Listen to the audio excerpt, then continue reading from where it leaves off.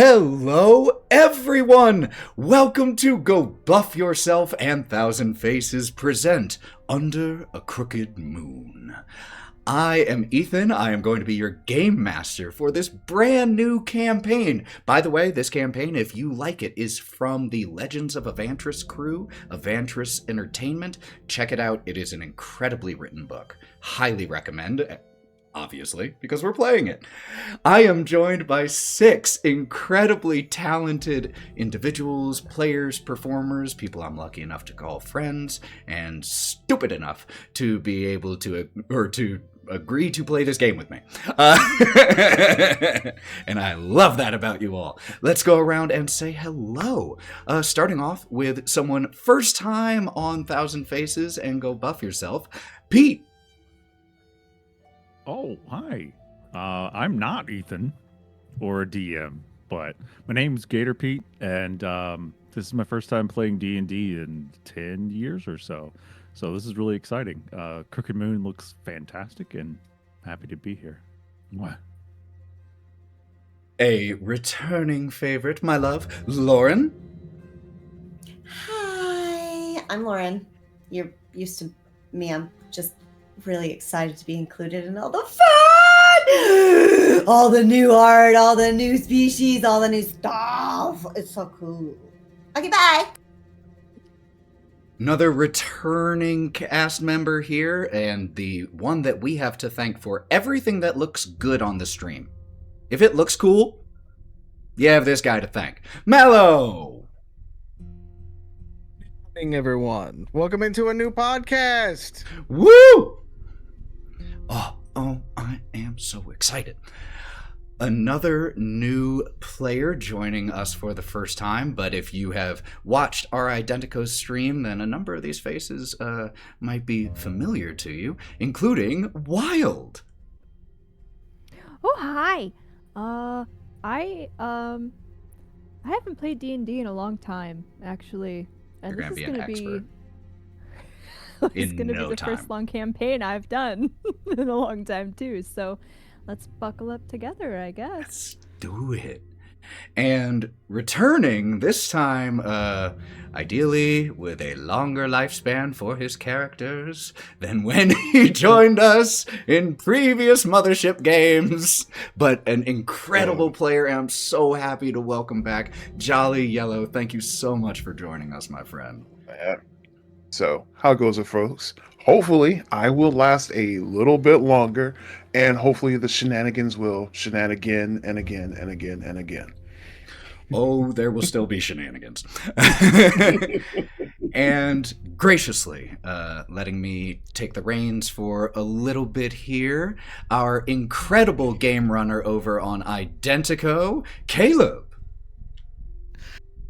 Howdy, cats and kittens. I Hey. am thrilled to be here on He said this side of the virtual game table.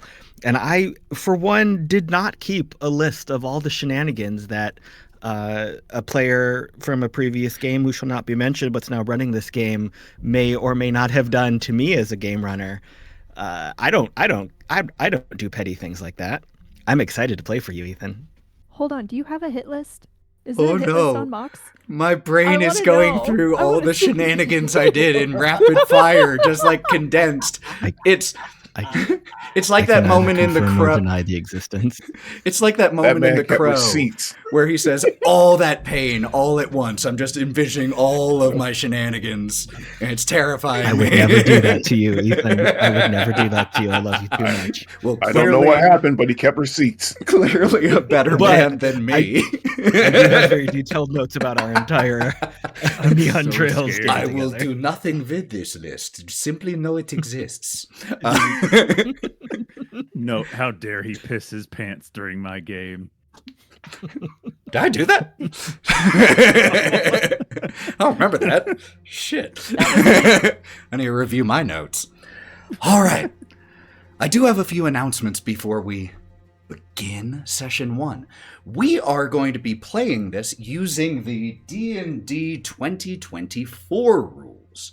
Now, a few of our players made mention that it's been a while since they played D&D in general, but this is, I think, everyone else's also first time doing a full campaign using the 2024 rules. So I'm going to have to be referencing the rules a little bit more. I've done my review. Hopefully it won't be too bad, but we're all going to be learning a little bit together here at the beginning, and that's part of the fun. Second announcement, this is an 18+ stream. First off, because I'm not going to curse at some point. Second, for legal drug use in and out of character, who knows? And because the Crooked Moon campaign is a folk horror campaign. There are a lot of dark elements involved in it.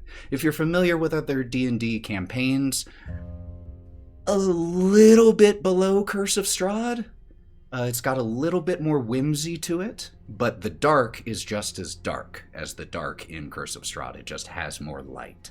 But be aware of that whenever I am... Literally and figuratively? More light, ideally? Yes. There's but, sun and bird, actually, no. Literally, Oh. just as much light. Figuratively, more light. No! Please check out the content or the description of the video for content warnings and all of that. If there is ever anything particularly noteworthy in an episode, I try to make note of that specific timestamp. If there's a time you think I should have stamped, please DM me and I will add it to the description. No problem. You will be able to watch this and our other campaigns on Go Buff Yourself on YouTube, and you can listen to, whenever I get to adding this on the podcast, you'll be able to listen to the narrative play version of this campaign on the Go Buff Yourself podcast. The narrative play version will be on average about 60% of the length of the full episode. It takes out things like me looking up rules and doing math, adding more sound effects, more music, cleaning up the audio. So if you enjoy a more narrative experience, check out the podcast version. If you like seeing what it's like actually at the table, this video and here is exactly the right place. Whew. All right. I think that's everything. So let's go ahead and run that intro video for the first time.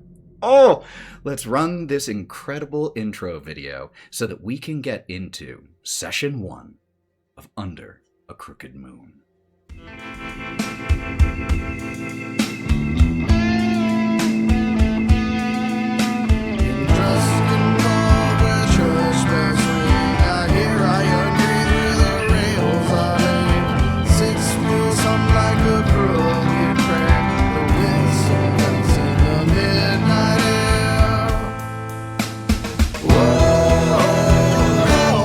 I see the long black train under a crooked moon, under a crooked moon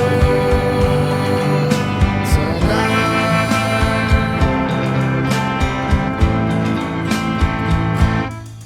When the wheels slow, then mournful hum, and the dust conceals through the rising sun. Lay me down by the old rail line where the dead keep time in 6 and 9. Whoa, Lord, I see the long black train under a crooked moon, under a crooked moon tonight. Death comes to blue under a crooked moon tonight.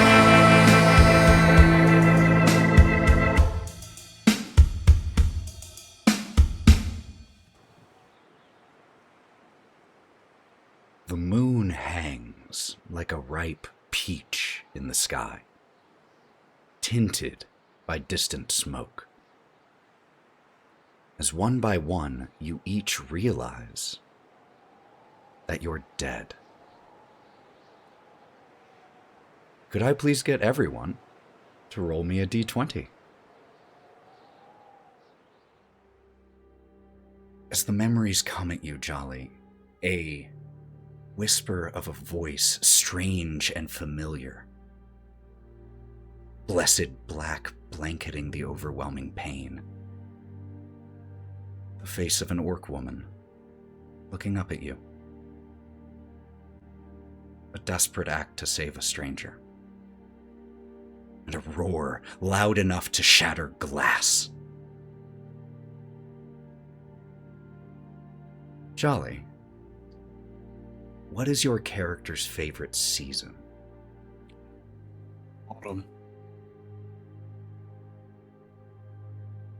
You find yourself walking through an ancient hollow.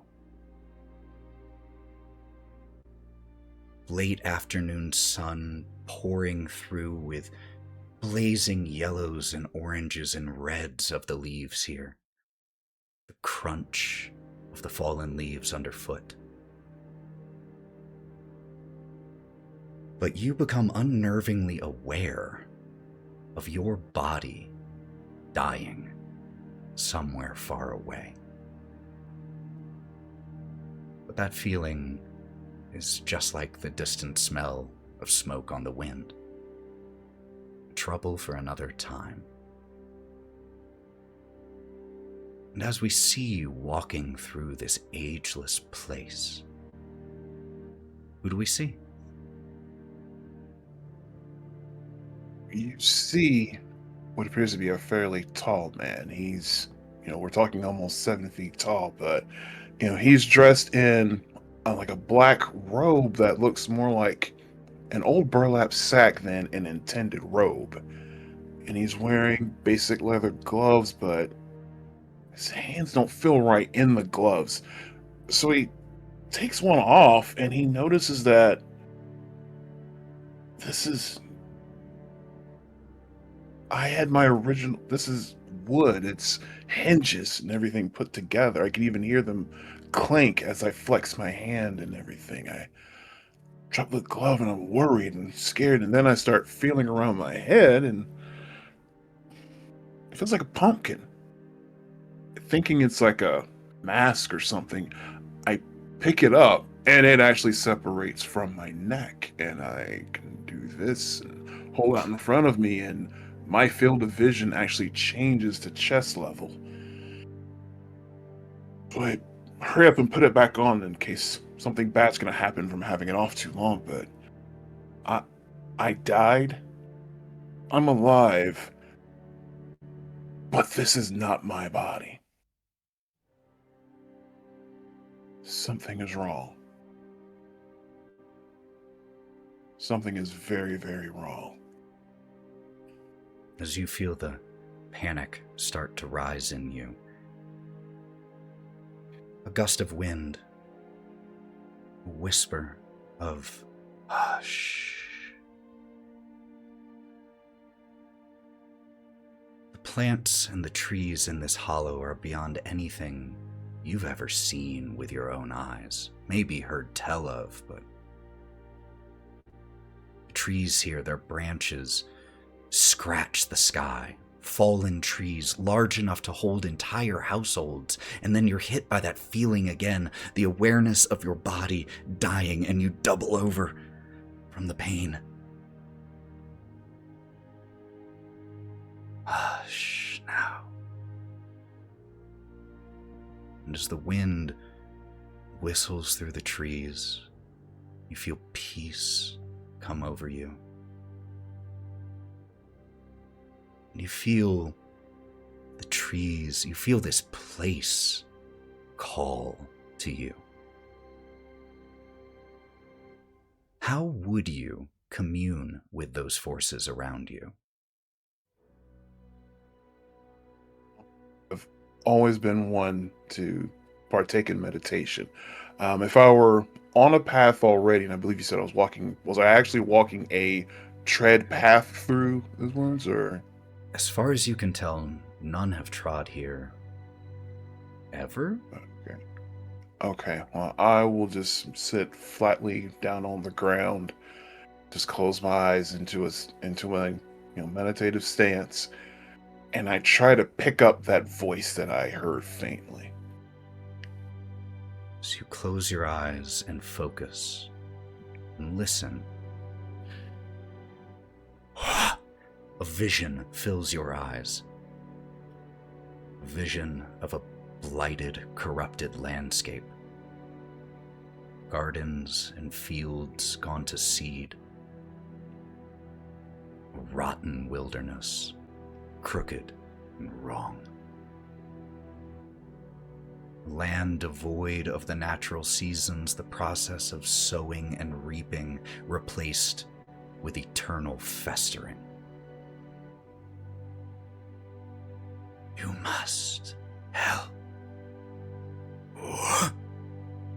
And you return to this moment. A moment where you realize that you are dead. Wild. Yes. Clouds part in front of this orange moon, your memory beginning to awaken, surging into you. Through fading vision, you hear distant screams. You feel confusion. Did it lie to you? You have the momentary awareness that your spine is severed. The crash of timbers, your hand in the pouch of an unsuspecting person in the inn. An opportunity. The sound of scraping chairs as startled patrons react, a distant roar and the sound of spell fighting. And we see you, weeks before that, riding atop a horse, following a lead from some chatty relic hunters, approaching an overgrown stretch of Netherese ruins. Who do we see approaching these ruins? We see none other than Karis Emberfoot the Sly. And if you've heard that name, it's because you have too many relics. I'm a halfling, a rogue. Probably won't see me. I usually hide pretty well. I'm looking for something to help heal. And I have plenty of time to search for these things. I'll keep pilfering pockets and tombs as much as I need to find what I'm looking for. You spend hours picking through these ruins that were picked through again and again and again over the centuries since the Netherese cities fell. You knew it was a long shot when you came here, but you had to try. As you take a moment of rest, you cough into your hand. And as you pull your hand away, you see speckles of blood and corruption. When you hear that cough emanate from your lips, you can't help but be reminded of the others who coughed that same cough until their dying breaths.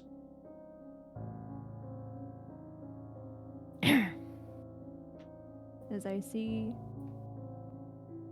the blood and corruption in my hands,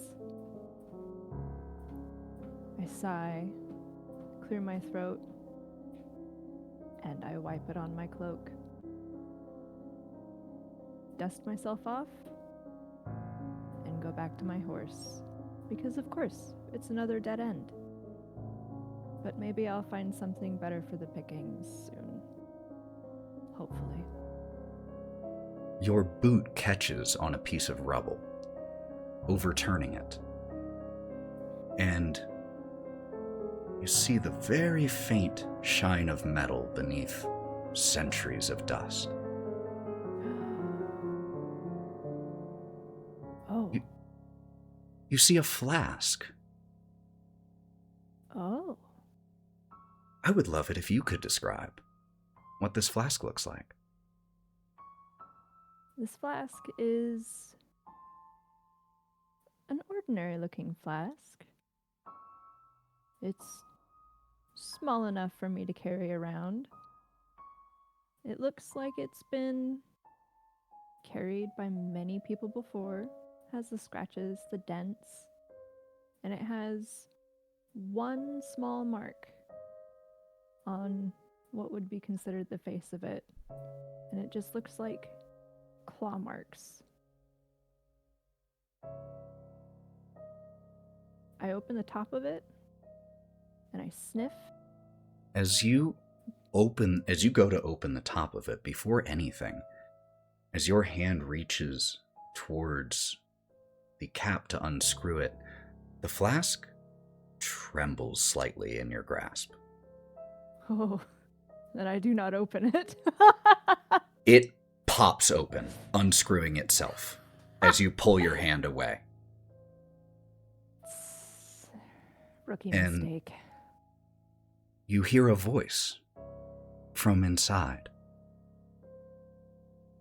That cough doesn't sound too good. You don't have long now, but you know that. If you seek a cure, it will cost you dearly. The winking Medusa will guide you there, as will I. I must be sicker than I thought. This flask is talking. You are sicker than you thought. Not because of Thank that. you. Okay, Flask. What's your name? In time. Ah, You return to under that deep orange moon hanging large in the sky. Lauren. Memories flood through you. You feel your final breaths being crushed out of you.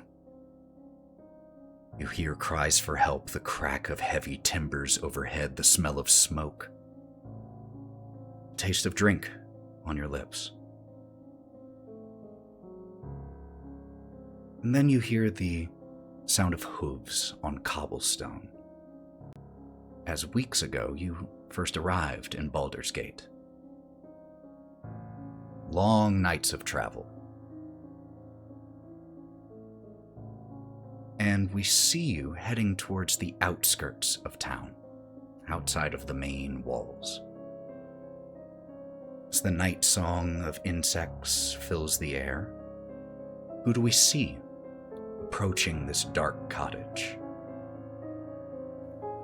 You see an unassuming figure, though 6 feet tall and shaped suspiciously like a turtle.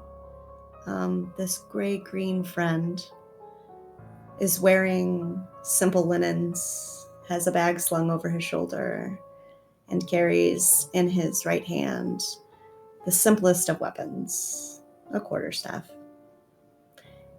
Almost as if it helped him to walk, he leans against it and takes a big deep breath, throws his eyes to the sky, and his shoulders relax as he continues walking. Where do you keep your items of experimentation on your person? In my sling bag over my shoulder. From the gaps in your bag, you see a faint light start to pulse, perhaps indicating that you've found what you're searching for, perhaps indicating nothing. You still don't fully understand them. Ever since you discovered the transformative potential contained within some of Toral's native plants, they've almost become a part of you, help make you what you are today. And it is they that have drawn you here, whether you know it or not. But you are no botanist, no scientist, and after hitting the limit of what you were able to discover on your own, you've traveled here to find the researcher whose notes first sent you down this path of discovery and self-experimentation. As you approach the dark cottage, do you knock or do you just walk in? He'll knock, but not with a fist, with his palm.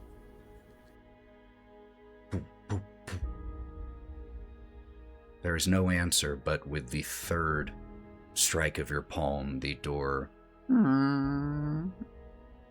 creaks open slightly. The interior of this place is a wreck. Someone or something got to it first and left this cottage that doubled as a workshop little better than scraps. Great. All that travel for nothing. Refusing Maybe to- it's still here. You start poking around, unwilling to let your travel here be for nothing. Singed, stained, scraps of parchment, useless. You do manage to eventually find one scrap that is still largely whole.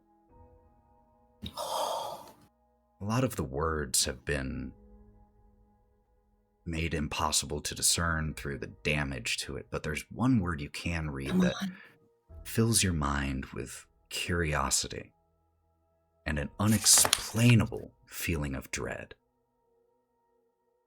Druskenwald.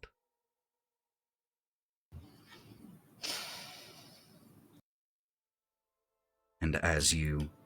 Oh, go ahead. As you read that word, the arrow of time for you points once again forward, and forward it flies. Confusion, frustration, research, dead ends, a coin purse slowly growing light, the streets of Baldur's Gate, the familiar smell and sound of the winking Medusa. The familiar face of Mia, the owner behind the bar, your usual drink, screams, shattering glass. A huge scaled tail crashing through the wall, a sickening crunch, your vision going white, a deafening roar, the pulsing of the mushrooms on your arm or in your bag as your vision fades to black. What are your final thoughts in life? As he hears everything crashing around him, and he's a little too inebriated to respond with any true recognition as to what's happening. He gets the gut feeling that his bones are going cold, that the last breath of life is about to leave his body. And he thinks to himself, a man of adventure, experimentation, reckless knowledge, hungry for it. I didn't finish. I didn't get there. Fuck. And he does. Regret your final feeling on this material plane. Because I forgot to ask it of the other two of you. Jolly, as that arrow of time flew forward for you, what were your final thoughts of life?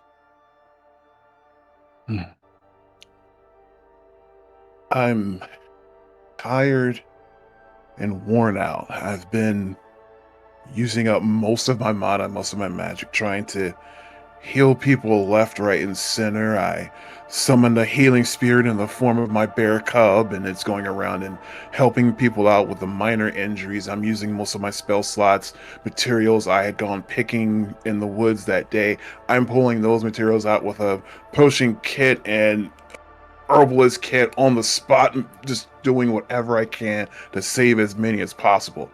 And then once the bear faded away, one last group came up to me, and it was an orc man, and he had like 3 or 4 children, orc children, running behind him, and he's carrying what appears to be his wife in his arms, and she has a real bad injury, like in the side, like a piece of like house collapse piece of wood stabbed her in like her torso.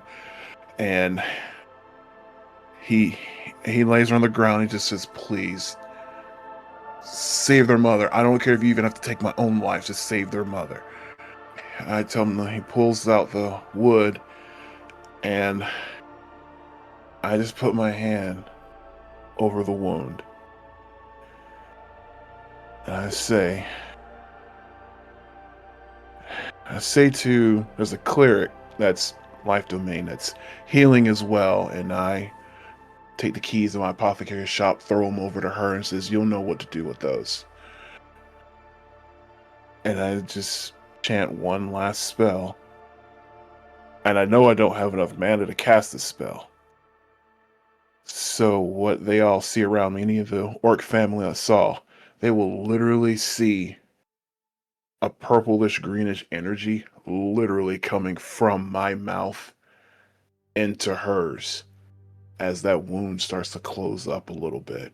It doesn't completely heal it, but it gets her through the worst to where she will live.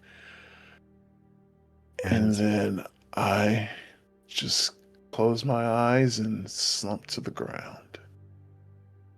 As the memories first started to fade back into you, the first thing that faded back into you other than black was a whisper of a voice, familiar, still strange. You couldn't make it out then, you can make it out now as you relive these memories forward. It's the whisper of the wind saying, "I'm sorry, but you are needed." As you die.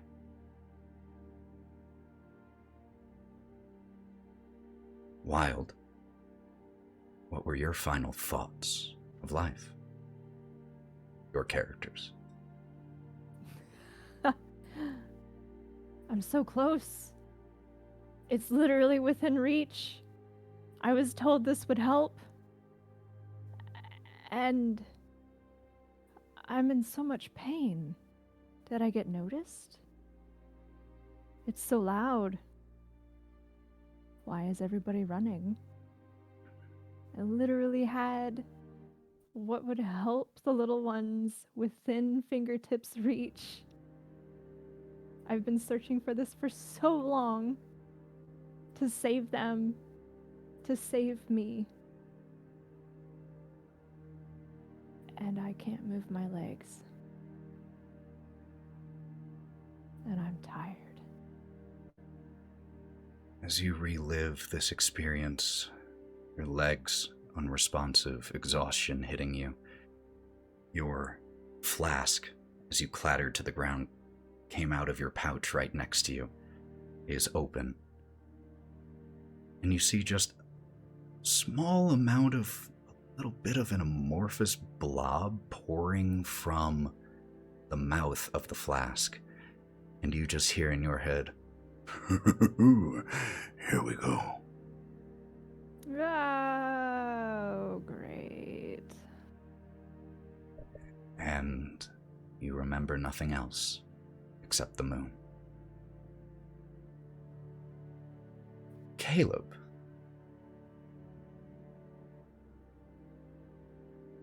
As the memories flow into you, like a river flowing upstream, fading vision, pain, the feeling of warm blood on your hands and seeping through your clothes, fire,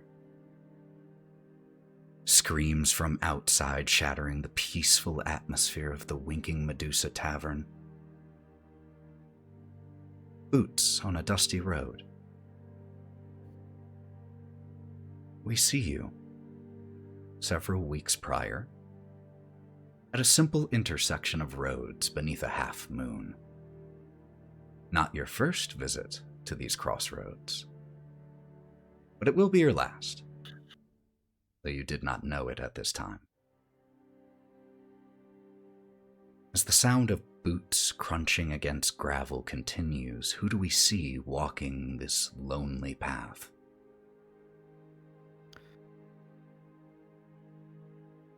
You see a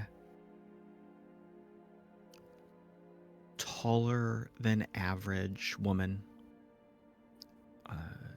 She carries herself as someone who has combat experience, tactical experience, but is very clearly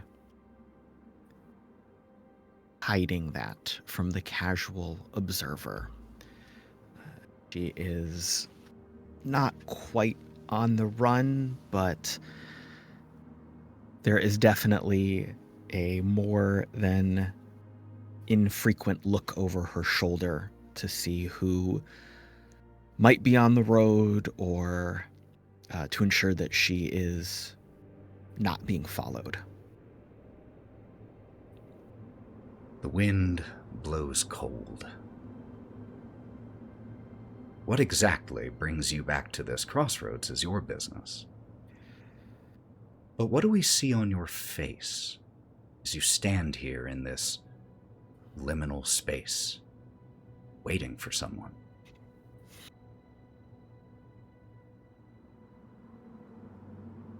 This is hope that has died on the altar of desperation. This is someone who has tried over and over and knows that there is just nothing that can be done, but still those embers will not be fully extinguished. And she knows it's going to fail, but she's going to try again. And it's got to work. It's got to work. You stand here for a long time. The clouds covering the moon and uncovering. And for a second, as you catch a glimpse of movement out of the corner of your eye, you think that it is simply a trick of the light from the changing moonlight. But as you look towards the ground, away from the moon, you see your shadow springs to life, growing long under the moonlight, growing twisted and gaunt. Begins to move on its own, not caring how you move.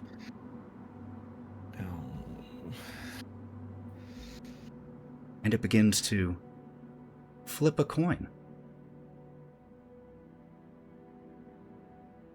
All just stretched long along the ground, the shadow cast by the moon. It catches the coin and displays one of the faces to you. On the first side, the shape of a sunburst, formed by an absence of the shadow that the moonlight pierces through. And as it flips the coin to reveal the other face, a smile stretching along the face of the shadow, the coin displays the face of a skull. And this one, this face, is made of a shadow even blacker than the rest.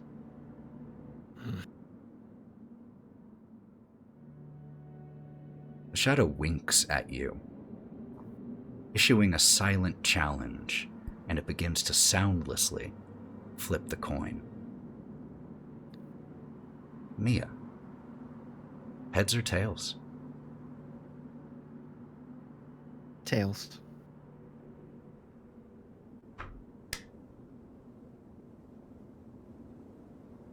It catches the coin. Time speeds back towards the present. Laughter and drink inside your inn, the winking Medusa, the sudden sound of screams, a burst of flame, the shattering of windows, the familiar feeling of the grip of your sword in your hand. Someone bumps into you in the ensuing chaos. You feel blade pierce your abdomen. You taste metallic blood in your mouth. You drop down to your knees. What is your final thought of life?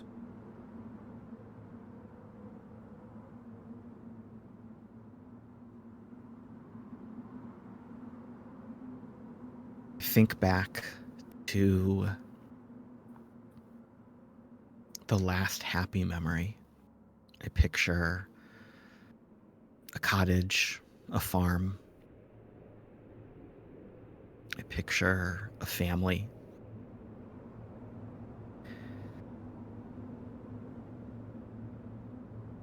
And as that vision fades to darkness,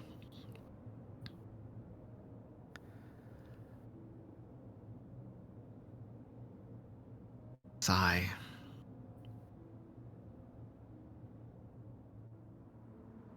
At least they didn't have to see me like this.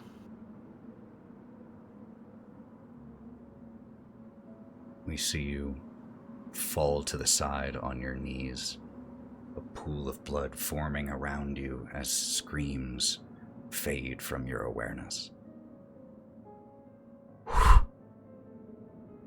And you are back in this moment of awareness. Pete. Through bleary eyes, as the memories come back to you, you watch your stumbling friend fall next to you. Panic. Panic. Burning in your lungs, not from heat, but from suffocation. A bone of a chicken you were eating lodged in your throat. A nearby inhuman roar. And is days earlier. We see you conversing with a clerk in one of the libraries of Waterdeep. We see you conversing with a family of tieflings. We see you skulking where you shouldn't be. Who do we see?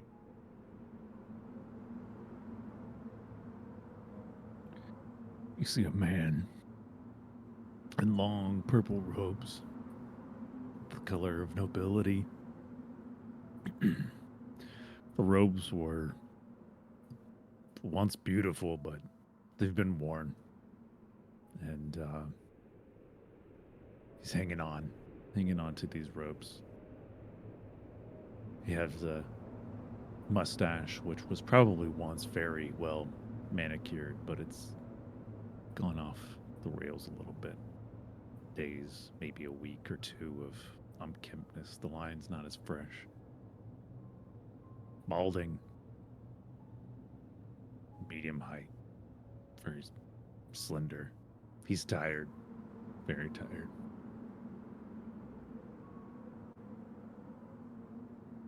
Your exhaustion doesn't stop your search.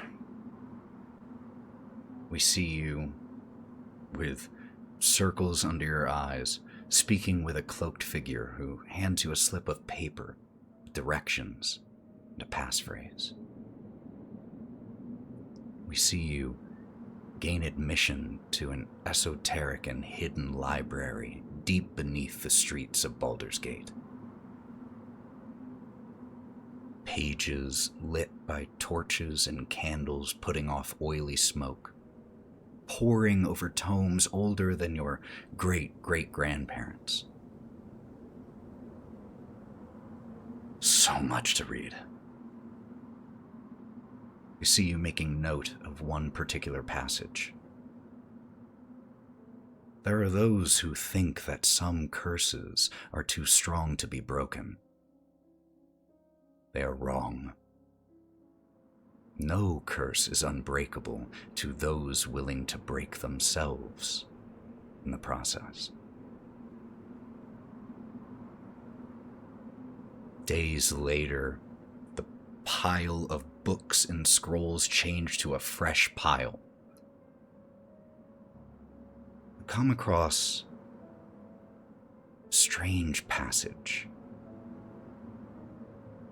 And it reads, "A tree above, a barrow below. In a realm of death, above the cairn of a queen who is not dead, a queen in the earth and in the sky, awaits power beyond reckoning for those who know the words proper and breathe deep of the ash."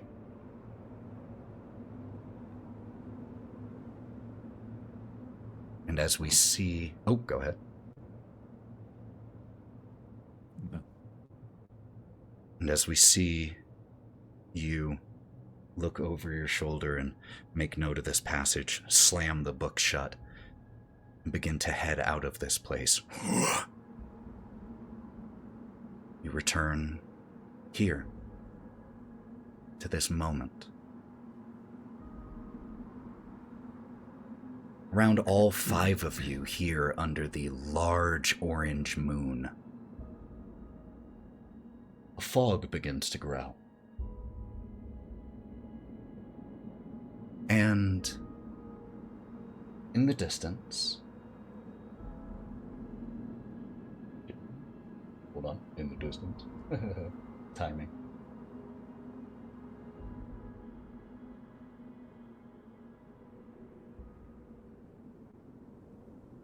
Come on. Oh, that's why. Sorry, y'all.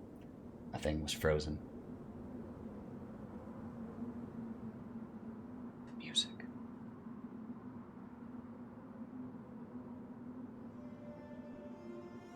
As the fog grows around all of you, the haunting tune of a lone fiddle pierces through the gloom. As the sound of the instrument grows louder, echoing unnaturally, a beam of bluish-green light pierces the fog, and a dark steel train, bathed in an eerie glow, emerges from the gloom on rails made of mist. Its smokestack belches plumes of ghastly blue-green smoke that seem to wail with the faces and voices of the dead. The locomotive rumbles and squeals and creaks as it slows to a halt. And as it comes to a stop, a passenger car looms directly before you. For how loud the rumbles of the train are when it grinds to a stop, none of you feels any vibration beneath your feet. After all, how could you, when you don't have any feet?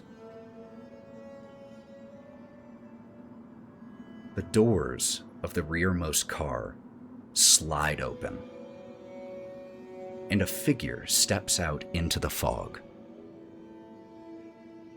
As they come into view, you can see they wear a road-worn, wide-brimmed hat. They're holding a fiddle and a bow. The type of bow that goes to a fiddle, not like a long bow. Just have to clarify, it is D&D. As the fog parts, you see that this figure is a bullywug, frog person. And he looks at you all as if he already recognizes you. Evening, folks. Tickets, please. Don't get me wrong. I already know you belong here, but you don't mess with tradition. And he extends a hand.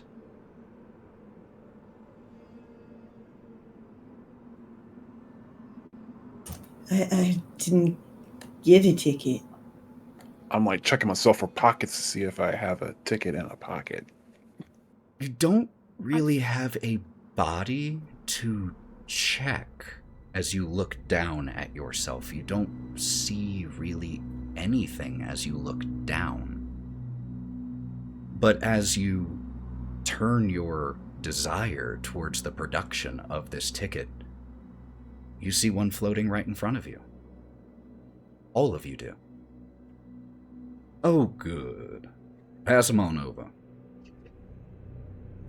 You all see that the tickets read, one passenger, valid for night of issue only, in raised silver lettering.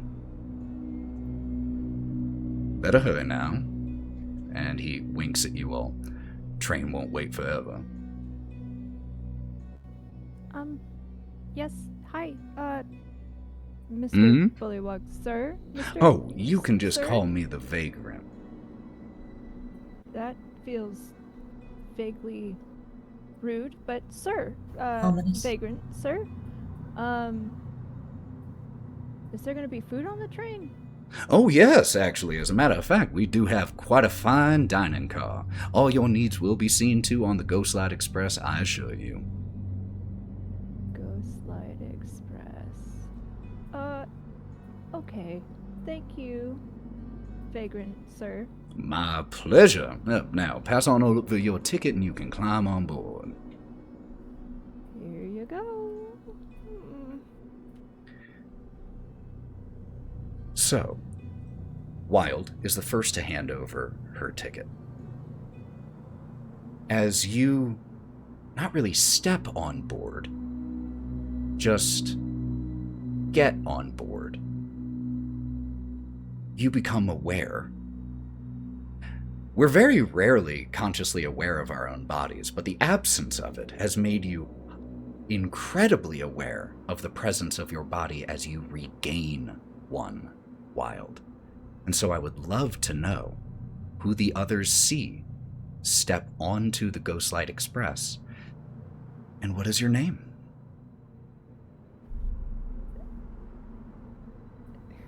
Everybody watching as I step onto the Ghostlight Express.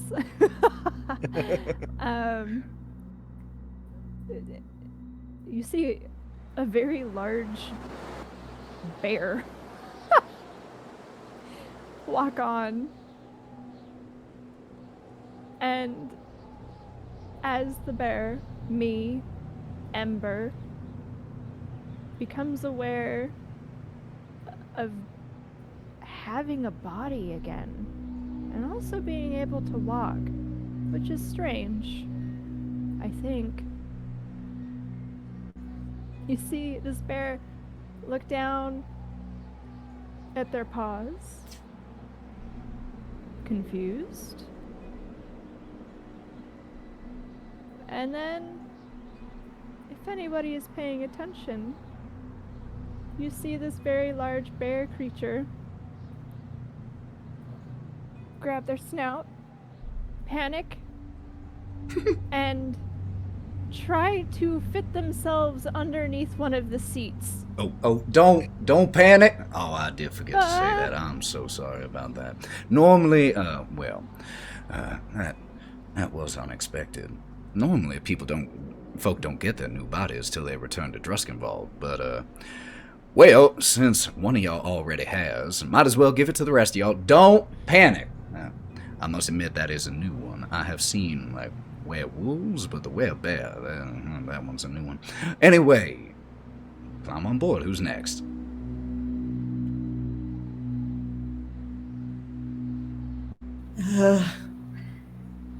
Here? Thank you. He hesitates before crossing the threshold. As you cross the threshold and gain a physical form, what do we see and what's your name? This form materializes in parts, seemingly multiple different textures and types. We see the formation of this organic being starting at the feet, these roots and vines tangled, reaching out like toes spread. As these form, he hears, oh, he's awake. He's shh, just watch. And he feels as if his consciousness extends further than just this place. As he hears these voices, and birch and willow and oak and redwood and walnut and fir and ash plate themselves to his tree-like form and create an amalgamation of organic matter and power, standing 7 feet tall. Brambles and thorns, vines and brush right before you.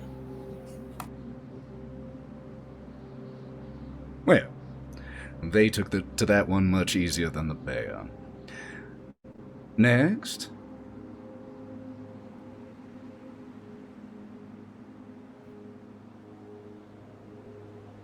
I'll go ahead and slide forward,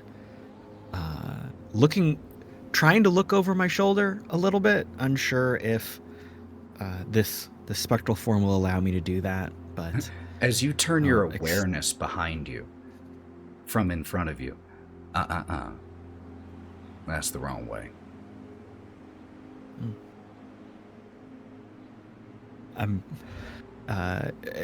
embarrassed. I will move forward and extend this ticket towards the vagrant and move towards the train. And what do we see? Vagabond, sorry.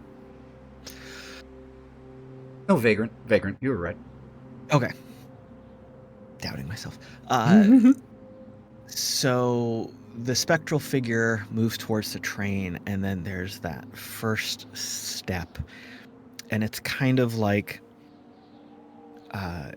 moving through like a vertical plane, and as the figure steps through the vertical plane, like you see the boot first, and then as the body follows that step, the rest of it forms after it. And there's a little bit of a misstep as there's kind of a height change and a center of balance change. And there is a tall, lanky, very dapper gentleman standing there. He's wearing slick boots and pinstripe pants and a vest and a collared shirt open at the collar, and he stands there and he does this the very typical look down at your hands and turn them over and back, and he notices that his hands and his forearms are covered in fur, and he has claws, and he feels his face and his neck, and he has this wolfish lupine face, and his hands kind of come down to his shirt, and he pulls his collar open and looks down his shirt. And he reaches down to his belt and pulls the waist of his pants out a little bit. Oh, okay. Well, all right then. And he goes and sits and on one of the benches and kind of stretches out his long legs and crosses them at the heel. I don't see. That's more what I'm used to. Anyway, I gotta figure out what's going on with this Wake. Train. Wake. Oh, me muted. Now, see, that's more what I'm used to them looking like. I gotta figure out what's going on. You know what, never mind. Alright, 2 of you left. Come on, hurry up.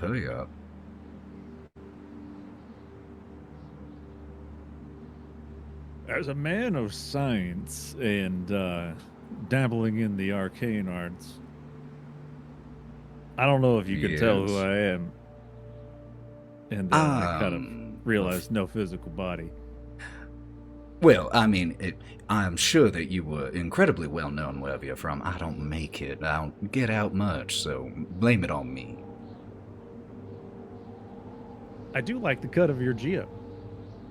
So I suppose I'll step on board. All right, for science. He gives a genial nod to you, takes your ticket, and gestures for you to climb aboard. What do we see? A body grows a little taller than what it was, 6 feet, expanding wide. I notice my vision starts to get a little higher.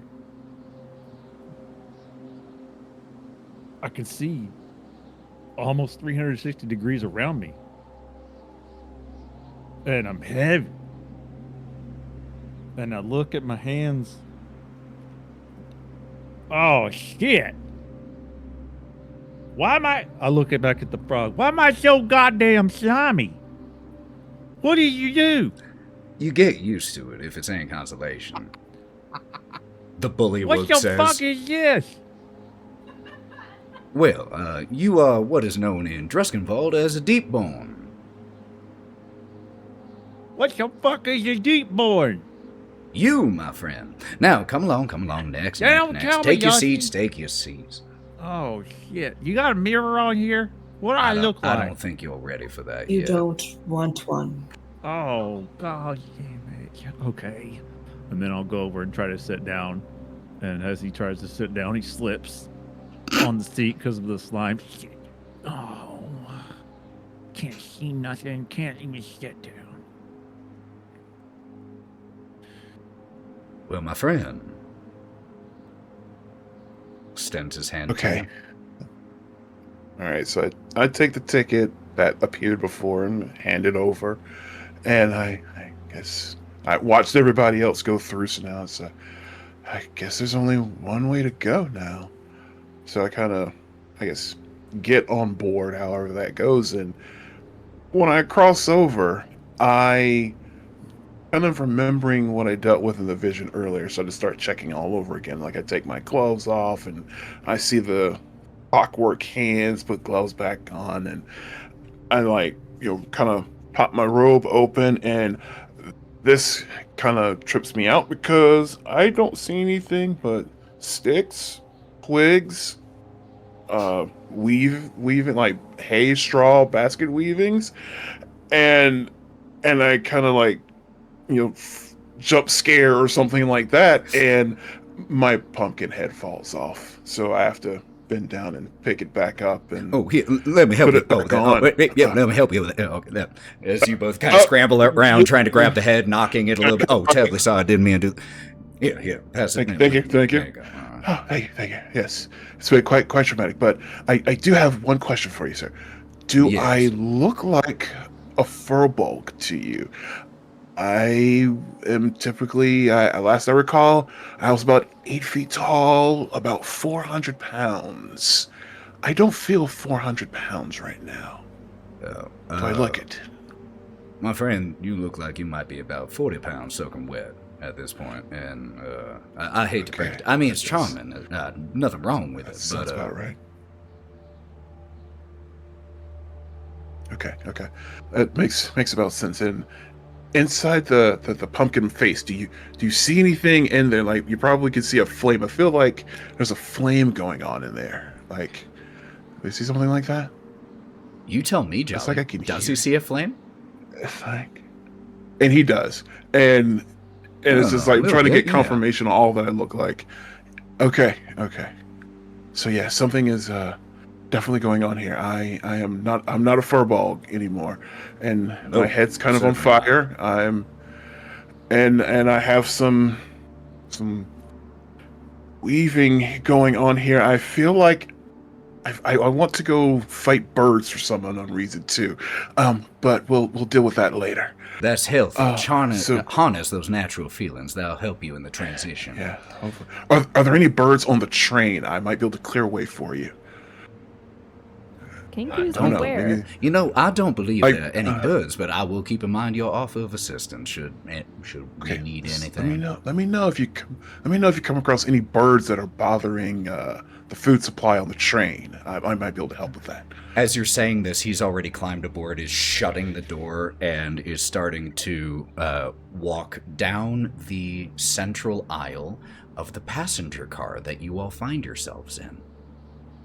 And as he passes all of you and turns to face you, let's go ahead and take our break. We've been going for a little while. I think a break is well deserved, so we're going to take a quick one, and we will be back, y'all.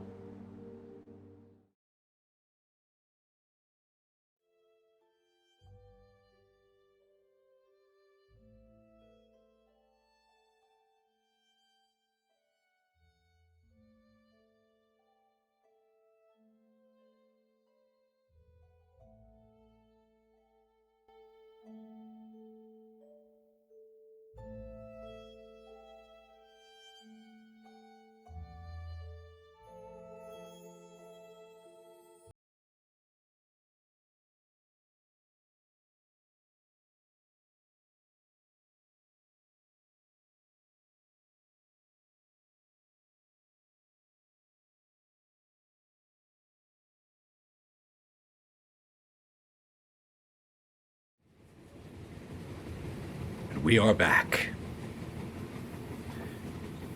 The Ghostlight Express lurches forward with 2 short blasts from the train's whistle.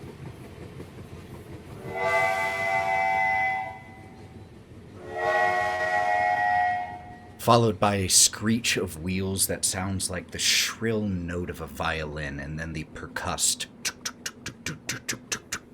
of the locomotive.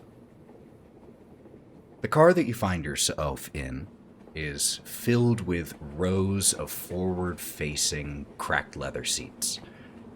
Velvet curtains, once rich in color, a little bit worse for time. And just a few moments after the express begins to move, the view outside of the windows on either side of the car, which looked out to exactly where you were, obscures and becomes covered with shifting green smoke that swims past the glass, completely veiling the realm beyond. There are ghostly passengers that ride peacefully seated on the tattered remains of once lavish upholstery. More hints of people than fully realized. But they simply look forward or out the window with empty eyes. And you see no sign of any baggage or luggage for any of them in here. As the vagrant catches his balance from the train lurching forward, welcome aboard the Ghostlight Express. We will be traveling through the Shroud and arriving at Druskenwald. I hope you all have a pleasant trip. And unless there's anything else you need, I will see to my duties and see you on the other side. He does wait to see if there is anything else anyone needs.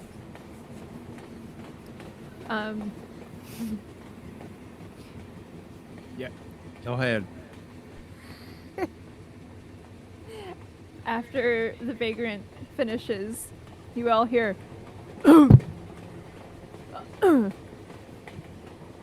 and I crawl out from underneath the seat just a little bit to peek my head around. Where's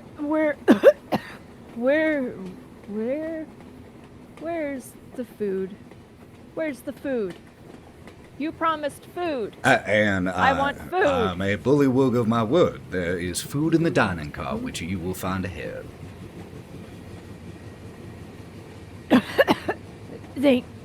You of course are Thank welcome you. to move ahead as soon as you wish, though I do recommend you take a moment to adjust to your new forms before you go stumbling through the cars, knocking over who knows what. No offense. Why? Did you give me these pockets? Were these here before? He makes a, defensive gesture. I have no control over what you all now are. Oh, good. You don't even take responsibility. Thank you. Absolutely not. None of that. Breenoh, the tree man, raises his hand, and as he does, his index finger extends slightly towards the sky. That's new. That's freaky. How are we? This, not as before. Well, Yeah. that would be the magics of the realm to which you all are headed, which do have some place here on the Ghostlight Express as well, Druskenwald. All folk who arrive there after shuffling off their mortal coil are granted new forms. It was death. Why it happened to you all now? The first one I do not understand. The others, I gave a little nudge to encourage it to happen again, but normally it doesn't happen to folk until they arrive. There are some exceptions.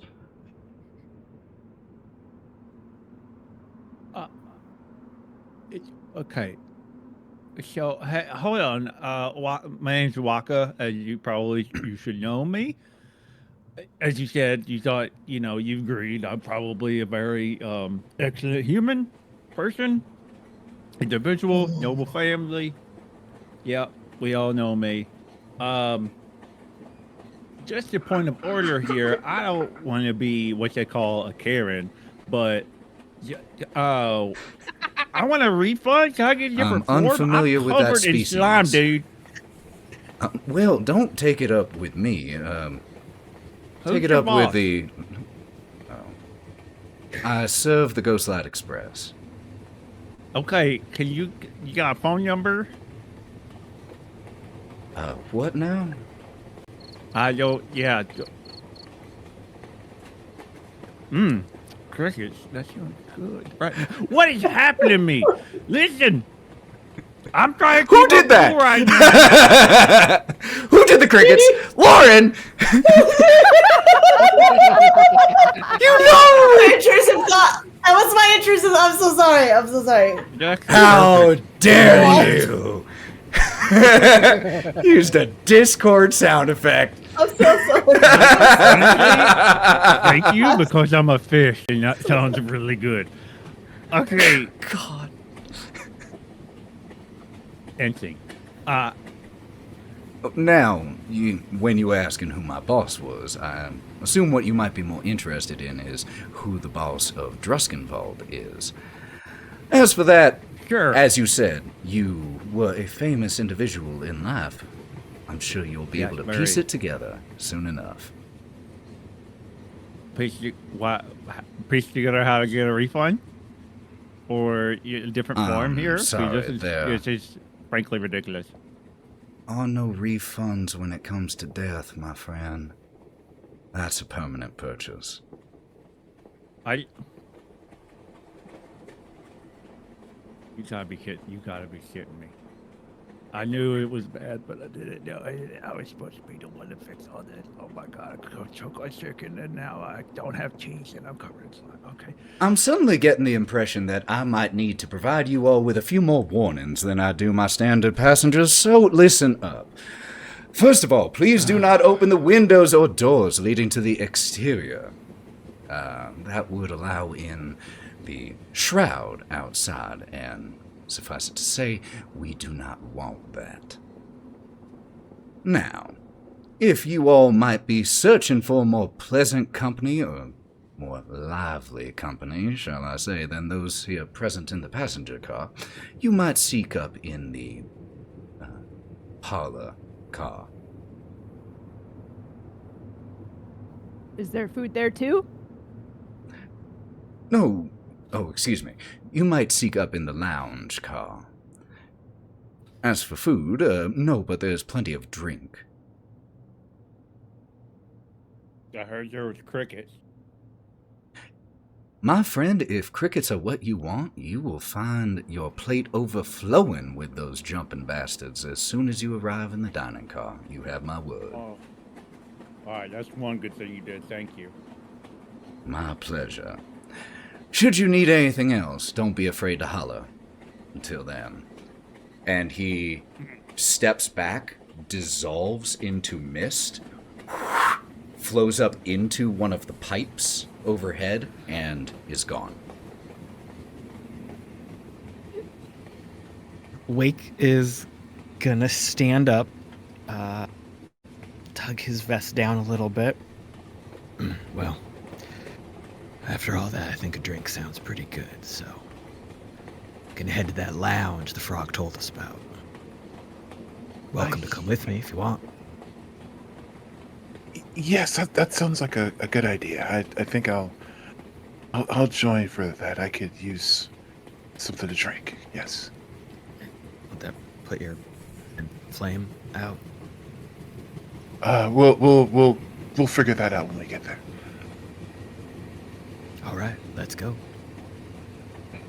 And Breenoh, the tree, is going to turn very slowly to the point where you can hear his branches and vines creaking against each other. I need to practice this. It's very disconcerting. As he walks. Ember's gonna follow, trying to figure out whether or not to walk on 2 feet or 4 feet. And bumping into things going, sorry. Sorry, wait up, guys.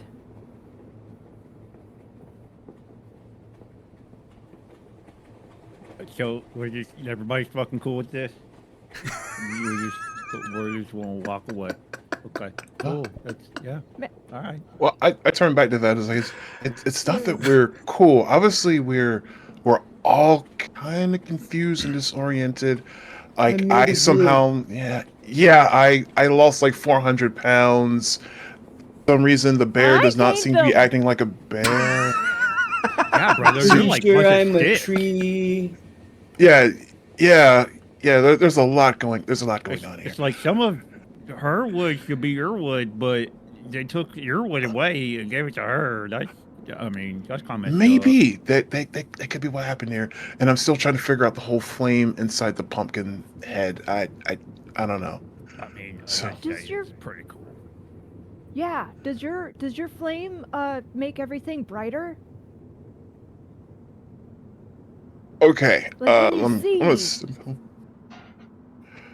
Okay, D, I'm gonna step out of the game for this for just a moment. So Okay. with the flame that's like representing, the life force inside the pumpkin, Who am I? eyes and mouth and everything, does it officially So dim it light, is- bright light? How do we So want to it do is that? the minimum amount of light it can mechanically provide because it doesn't mechanically Okay. as a species It's a provide tea light that. candle. So it's a Like a 5-foot aura of dim light. I candle in there. So Okay, wanna so, know, so like, very the minimal. area, Dark vision? yeah, because it's just enough to at night be able to see that there is a light inside of it. The purpose of a jack-o'-lantern head isn't to be a lamp. Right. Cool. So- I just want to Turn make it up if you want to. I mean, it Because can that be. would Good. great. I've seen it. Yeah. Can when you he turn gets it up? mad. Just add some kindling. Right? I mean, sure. He hates I it. mean, You burn yourself. We'll get to that later.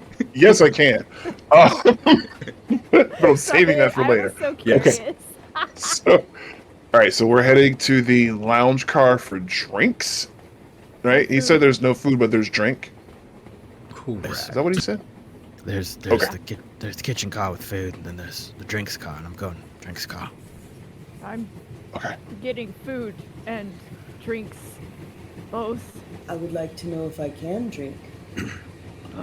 Yeah. do Yes, your roots I'm. soak up the I am. drinks? I'm curious. Oh, could you like put your finger in it and like drink that way? Could you do that? It's like a built-in straw.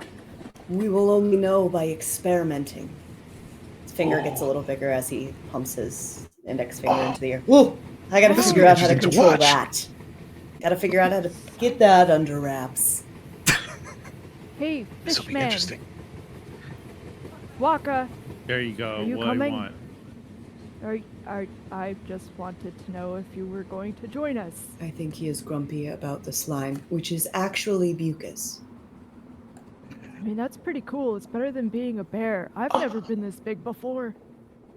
And don't fish need to be in the water?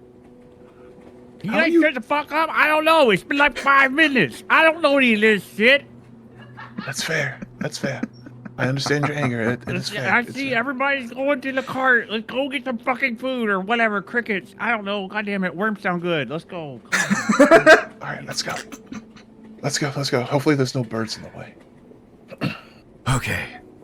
Before you all even step foot out of this car, everyone, you are awarded heroic inspiration for your incredible vignettes and your performances. So just so you know what that does in D&D 2024, you can use your heroic inspiration at any time to re-roll any die you roll. Not just D20s.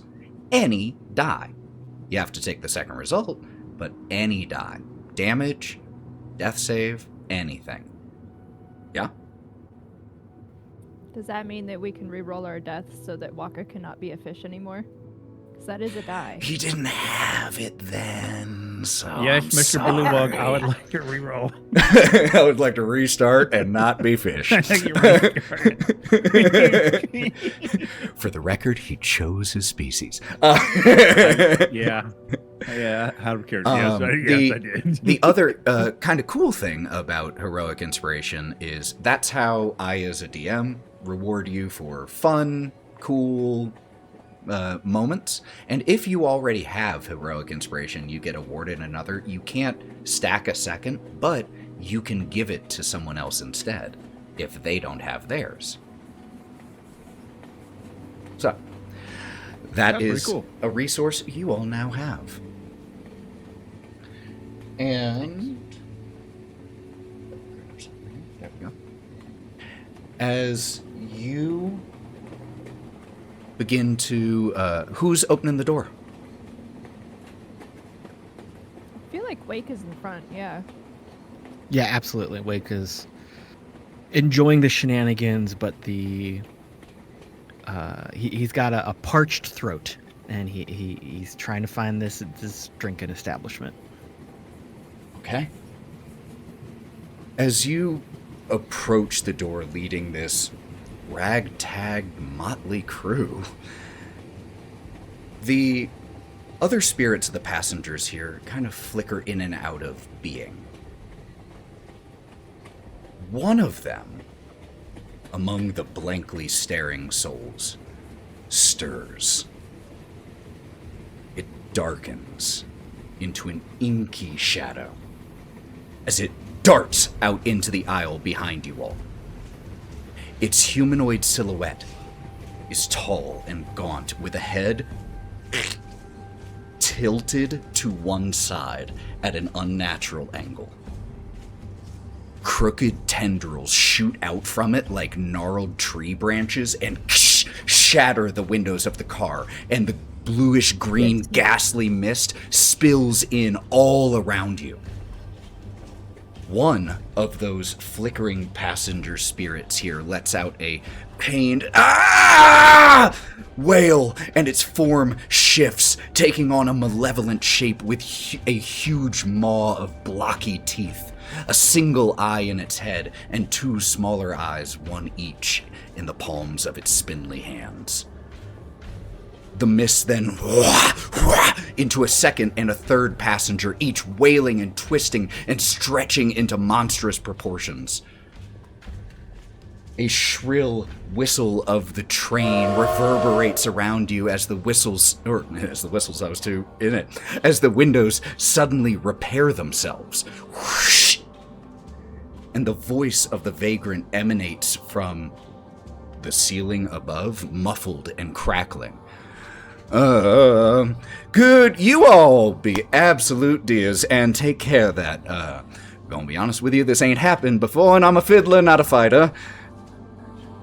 And I need everyone to please roll me the first initiative roll of the campaign.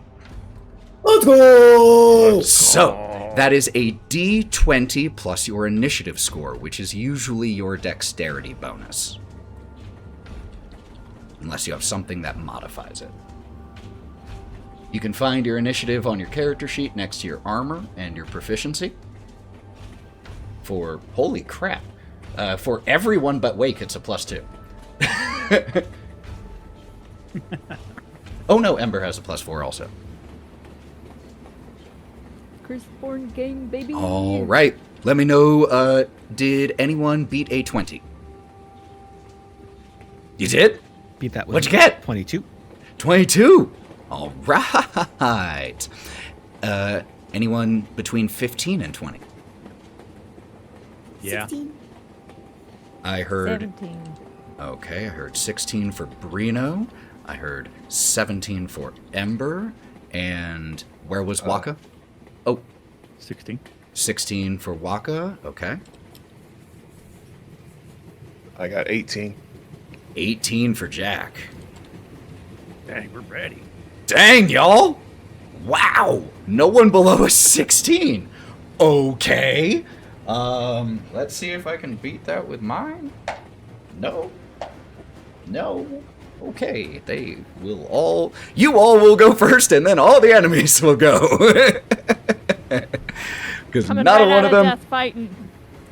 Not a one of them beat you. Okay, as these spirits become corrupted and change, shifting, growing malevolent, they begin to reach out at each one of you. That means, Wake, you are up first. Jack, you are on deck. All right, so are these figures all behind us? Are they in front of us? Are they the sides of They us? are all behind you. They are all Okay. within, for ease, within about 30 feet. It's not far away that they materialized. So they're kind of behind us, but in the aisle of Correct. the train Well, car? the first one is in the aisle. The others have taken shape in the seats where they were, but they are spirits. That's probably not a huge barrier to them. Gotcha. So I was at the head of the line, and now all of my new companions are kind of between me and them. I am going to kind of step to the side so I am in the seats and like straddle one of the seats. So I'm trying to like shift off to the side from the group and get a better line of sight to the spirits. And there's this moment where I instinctually reach for a blade, like reach for the handle of my sword, and it's not there.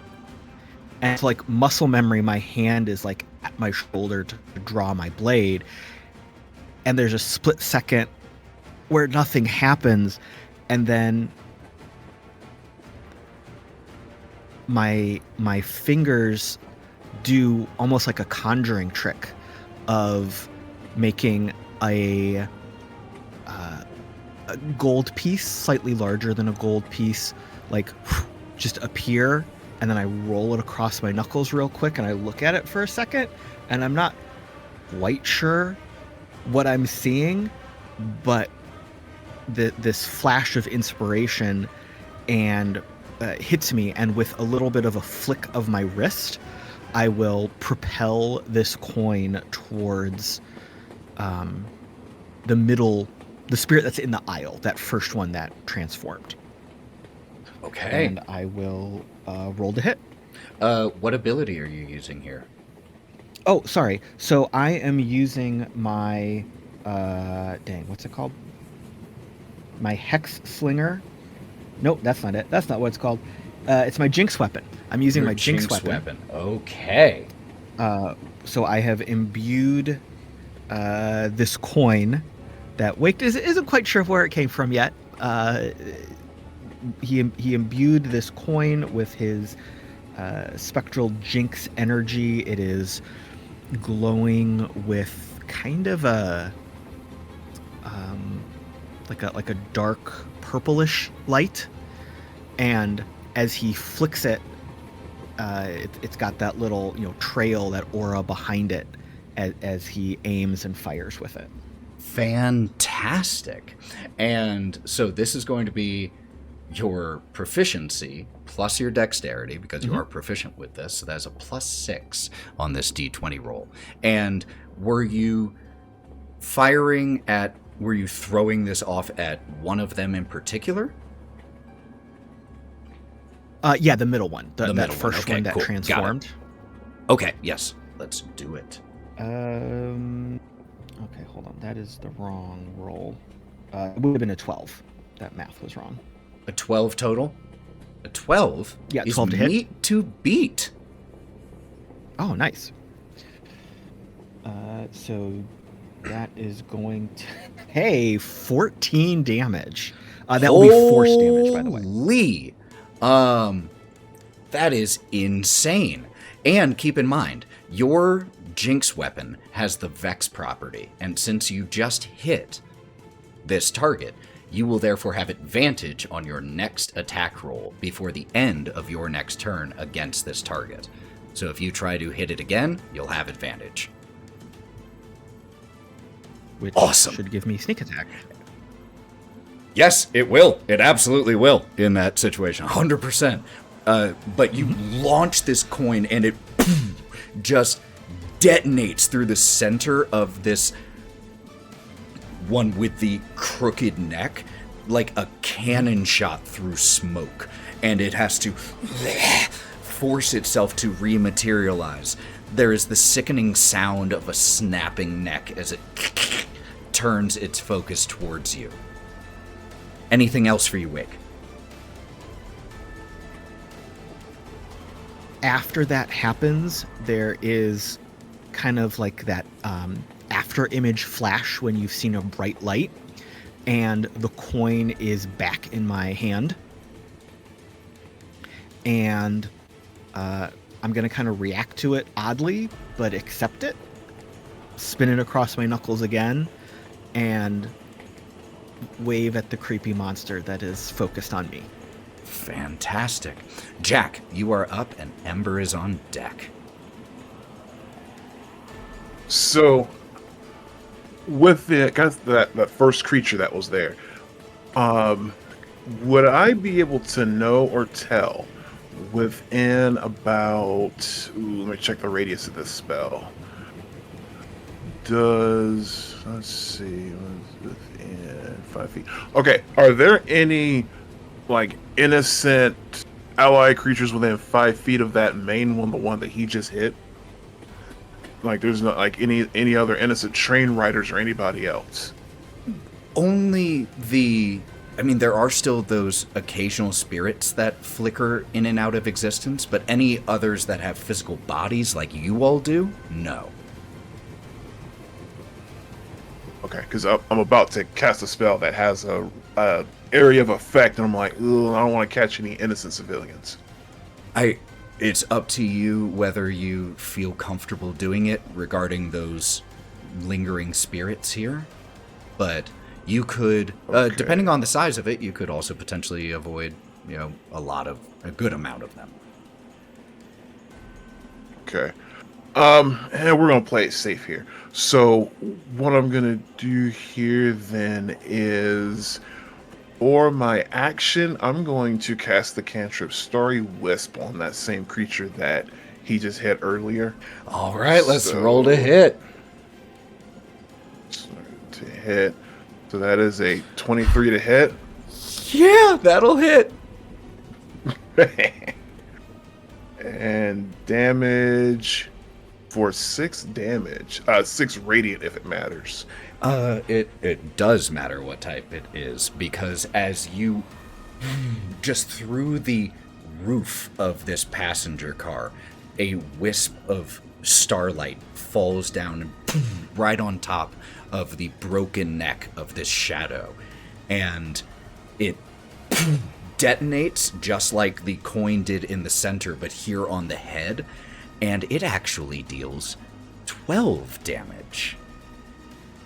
Because it is vulnerable to that. Incredible. Incredible. Right. Any bonus action or anything like that? Yes, I do have a bonus action I'm going to cast. So, pull out my quarterstaff. I'm like, okay, well, at least I still have that from previous. I've still got my quarterstaff. So, I'm going to pull out for bonus action, and I'm going to cast Shillelagh on it. So, whenever I have cast Shillelagh in the past, it's always been green, purple energies kind of course through and go into the quarterstaff, and we just see, vines grow around it, thorns come out of the vines, and then we see a couple of purple and green flowers, and I kind of twirl it, and it's just ready to go. But that's not what happens here. This time, when I cast Shillelagh, instead of the purple and green, it's actually orange and black. Courses through my body, goes through my arm into the quarterstaff, and this time a black scythe-like sickle blade comes out from the end of my quarterstaff. And along with that, now the entire thing has a faint orange glow on it. So I'm just like I don't know what this, I don't recognize it, but I know I cast the spell correctly. So have Shillelagh out, and it looks like a sickle. I would award you heroic inspiration right now if I didn't know that everyone was already loaded. Incredible description. And just for those of you learning 2024 with us, one of the things that is different is you can cast... the limitation on casting spells per round is you can only expend one spell slot per round, which means if you can cast multiple spells somehow that don't use spell slots, you can cast multiple, and that includes from scrolls and wands. So, that being Jack's turn with this incredibly damaging Starry Wisp, Shillelagh cast, Ember is up, Wokka's on deck.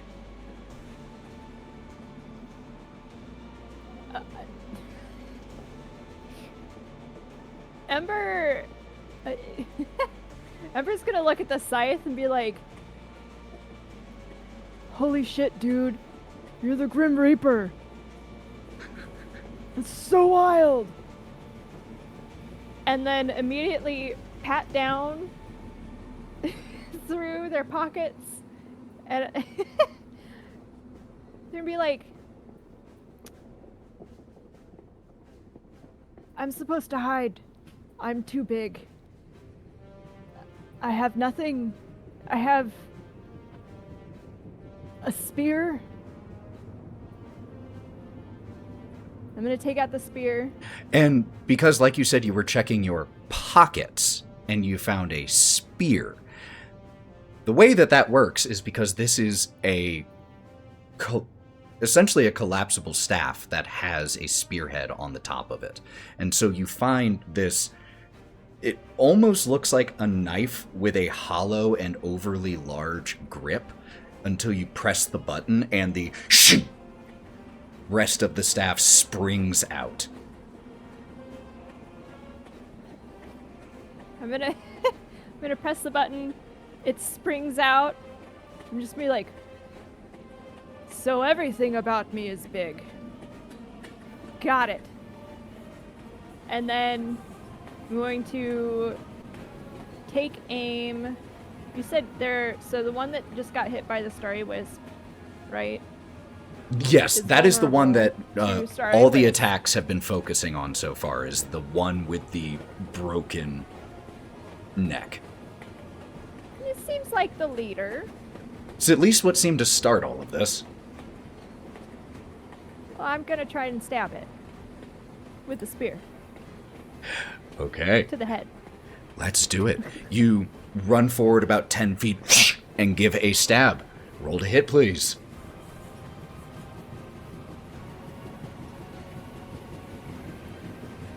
I rolled a 19. God damn, y'all. Can you miss once? That hits? Yeah. Bring it on. And my damage it's a 5. It's a It's good amount of fine. damage.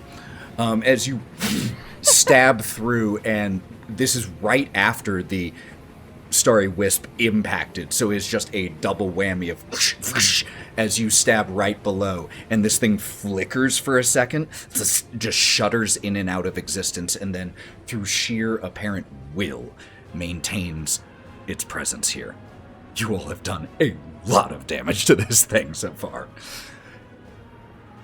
Anything else for you, Ember? Well, yes, as my Yeah. bonus action, Yeah. I'm going to try and hit it with an unarmed strike. Uh-huh. My giant grizzly bear paws. And I reach out and I 2024 swipe at monks it. are so cool. They really are. And I hit for a 19. That'll hit it. Yeah. And because you have the Cursed Claws feature of the Curseborn, your unarmed strike deals 1d6 damage. Plus 5. For a total of 10. Jeez. Okay. I would really, really love you to tell me how you punch a spirit out of this train.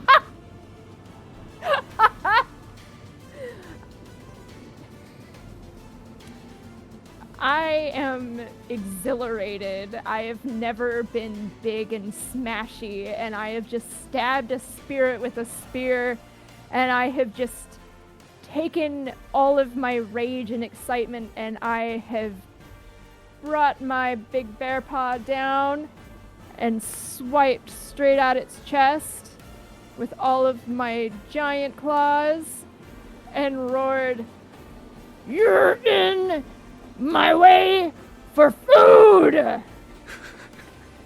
as I step into the hit, and it flies back down the aisle. It flies back all the way down the aisle with the force of this strike, and it impacts into the wall behind and just dissipates into nothingness. And I give a huff. Incredible. That is going to bring up Wokka with Breenoh on deck. Oh my gosh. How many more are left? What's left? There are three. The three that got transformed are left. There was the Okay. first one that broke the windows, and there are still Oh, three. The one with the eyes in its hands, the other two long stretched, disfigured, terrifying. Oh no. How far forward in front of us are they? The closest one is about 15 feet. Okay, oh shit. Okay. Frog guy said don't open the window. So the window's open, that's bad. Oh my gosh. Wokka's very scared. And so he's gonna try to take steps back as much as he can in his new form. And you're gonna hear him say, "Oh no, oh no, oh no, oh no," and he's just gonna instinctively, with just fish mucus, cast grease. Okay. All right. You just, not even really knowing how it happens, just Yep. grease Scared. just across the area between you all. Were you trying to aim this in front of where Ember is, or would it have caught Ember up in it? Because Ember did dash forward a little bit. Listen, if it's a straight line and Ember's in the way, it's going like a shotgun blast. I'm not thinking about anybody else. I'm just trying to get away. Because we are doing this Ew. theater of the mind, let's make a luck check to see if you are caught in it, Wild. So could you just roll me 2 d20s and let me know which is farther from 10?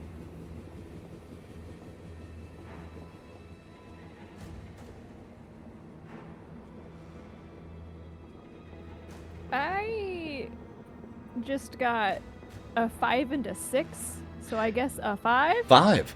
Yep, it catches you up in it. Could you please roll me a dexterity saving throw, Ember, lest you fall prone? So your dex save is a +6. And what is I your rolled a 19. what? Well, I was gonna ask what your spell save DC was, Wokka. It doesn't matter. 19 will succeed. Okay, Wokka, still go back. I'm But- sorry, this body's new to me. And unfortunately,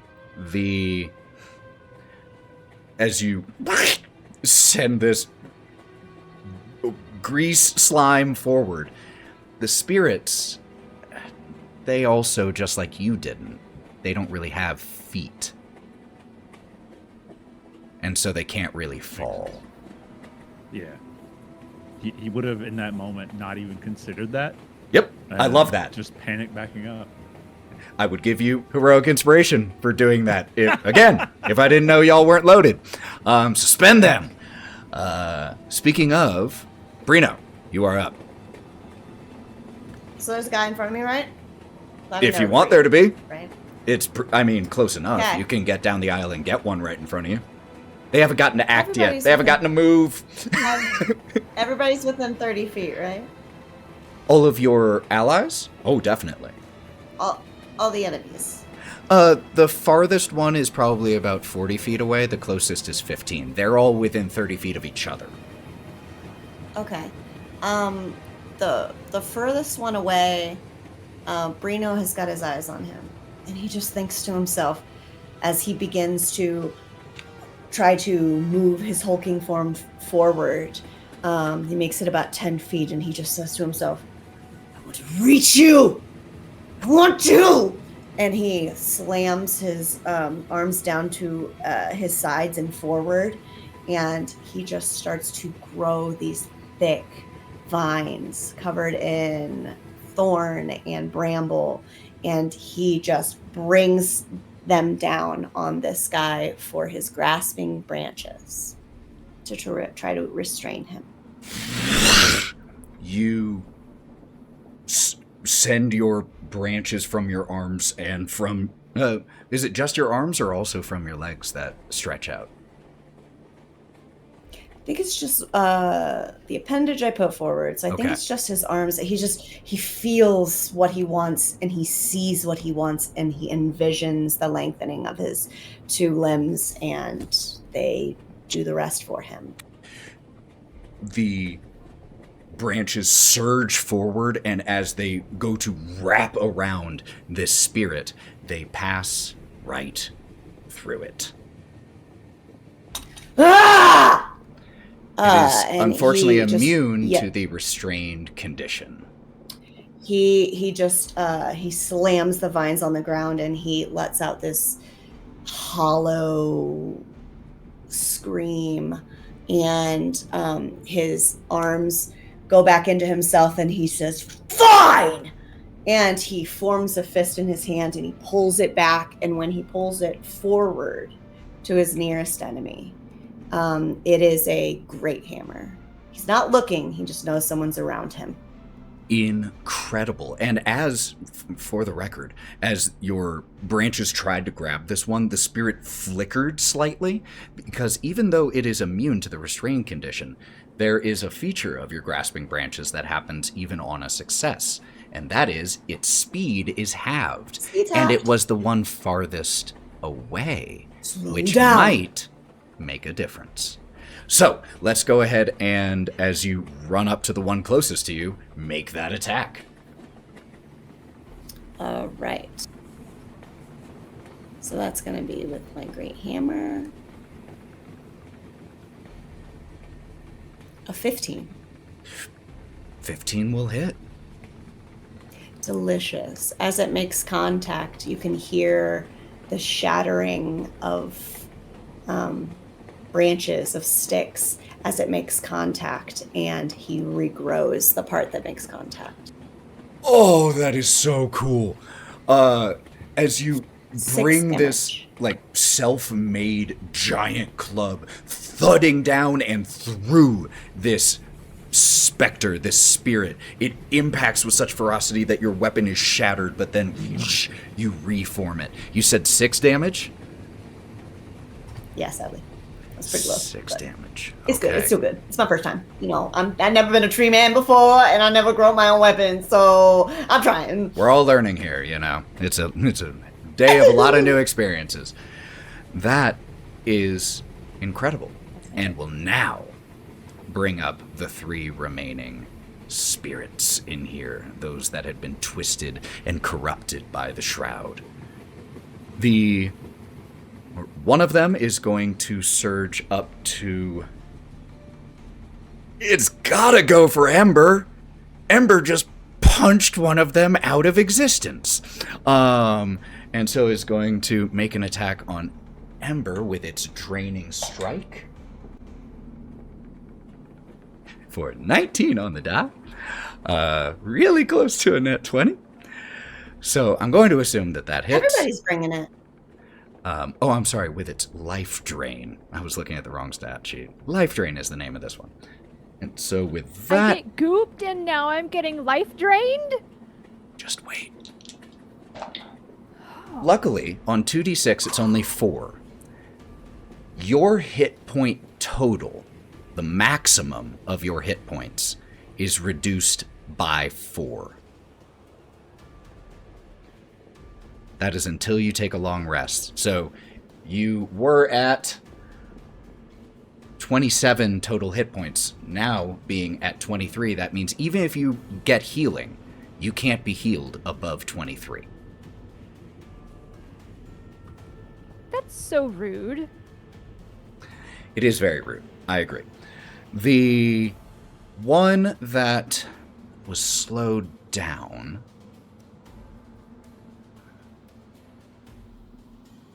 has just enough... because it can move through the seats, it has 25 feet of movement because of the halved from Breenoh, which... Breenoh, having moved a little bit, it'll be able to get within range of you. And it's going for you since you attacked it.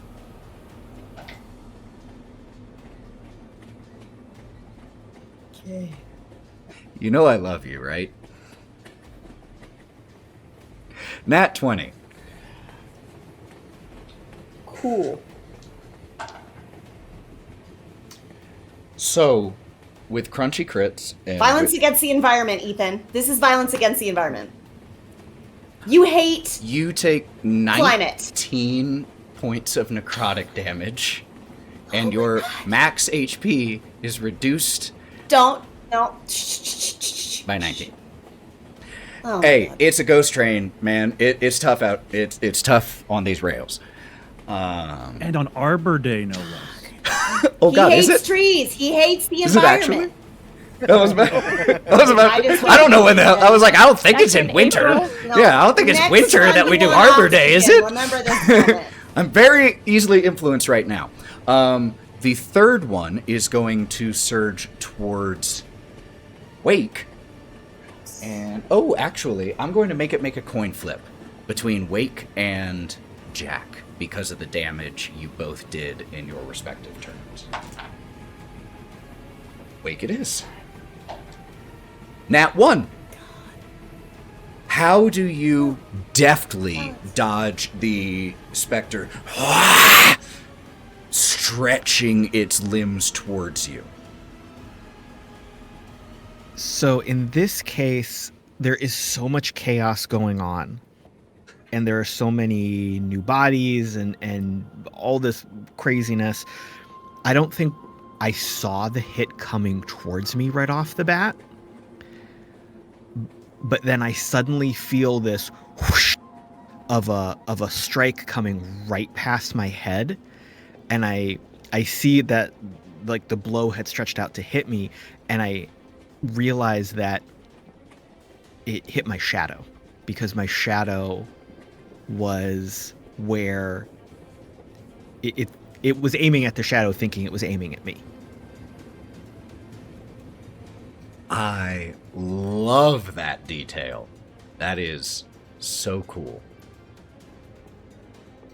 Okay. That will be the end of the enemy's turn. That means that Wake, you are up. Jack, you're on deck. All right, so the first one that I attacked has been defeated. Correct. There are still 3 remaining. Correct. 2 of which are in melee distance with our fighters, right? With the bear and the tree. Yes. Okay. So, while my Vex ability from my pistol will no longer be in effect, I can do sneak attack against the ones that are engaged with my allies. So I am going to flip my coin, firing at the one that is attacking Pooh Bear. I completely forgot your character's name, Wild. I'm sorry. Xi Jinping? I'm gonna say Pooh Bear. So I'm gonna roll to attack. This will be sneak attack damage, and I will use one of my Hex Slinger attempts. Okay. Now, really quick, just so you know, a reminder, your Hex weapon is a D8 damage. Mm-hmm. I'm curious about that because it also says it uses the stats of a pistol. That's which if is you, that's if you make it 1d10. a that's if you make it a pistol. Oh. It's a pistol if Okay. you make your Jinx weapon a pistol. If you use your coin, it's a D8. But it has the Vex property still. That's silly. You know what? I agree with you. I actually agree with you. There is no reason that it... yeah, we'll use the D10. I'm cool with it. Let's do it. All right. Okay, so... that just means roll I to get to hit. throw harder stuff eventually, you know. That's fine. Roll to hit with a +6. 14 to hit. Hit. And which one were you going for? Engaged with whom? Engaged with You? Pooh Bear. Oh, that's right, Pooh Bear. I'm sorry, Wild. Don't look at me like that. All right, so that is going to be... So really quick, before you announce the result, if you're running... Oh, you don't have to run. You can do it. It's a ranged attack. Yes, it's a ranged because attack. there is an enemy within 5 feet of you, you have disadvantage on ranged attacks. So, oh, dang. I didn't realize that one ran up to me. Yeah, the one that was attacking you. Okay. So that would cancel out my ability to do sneak attack.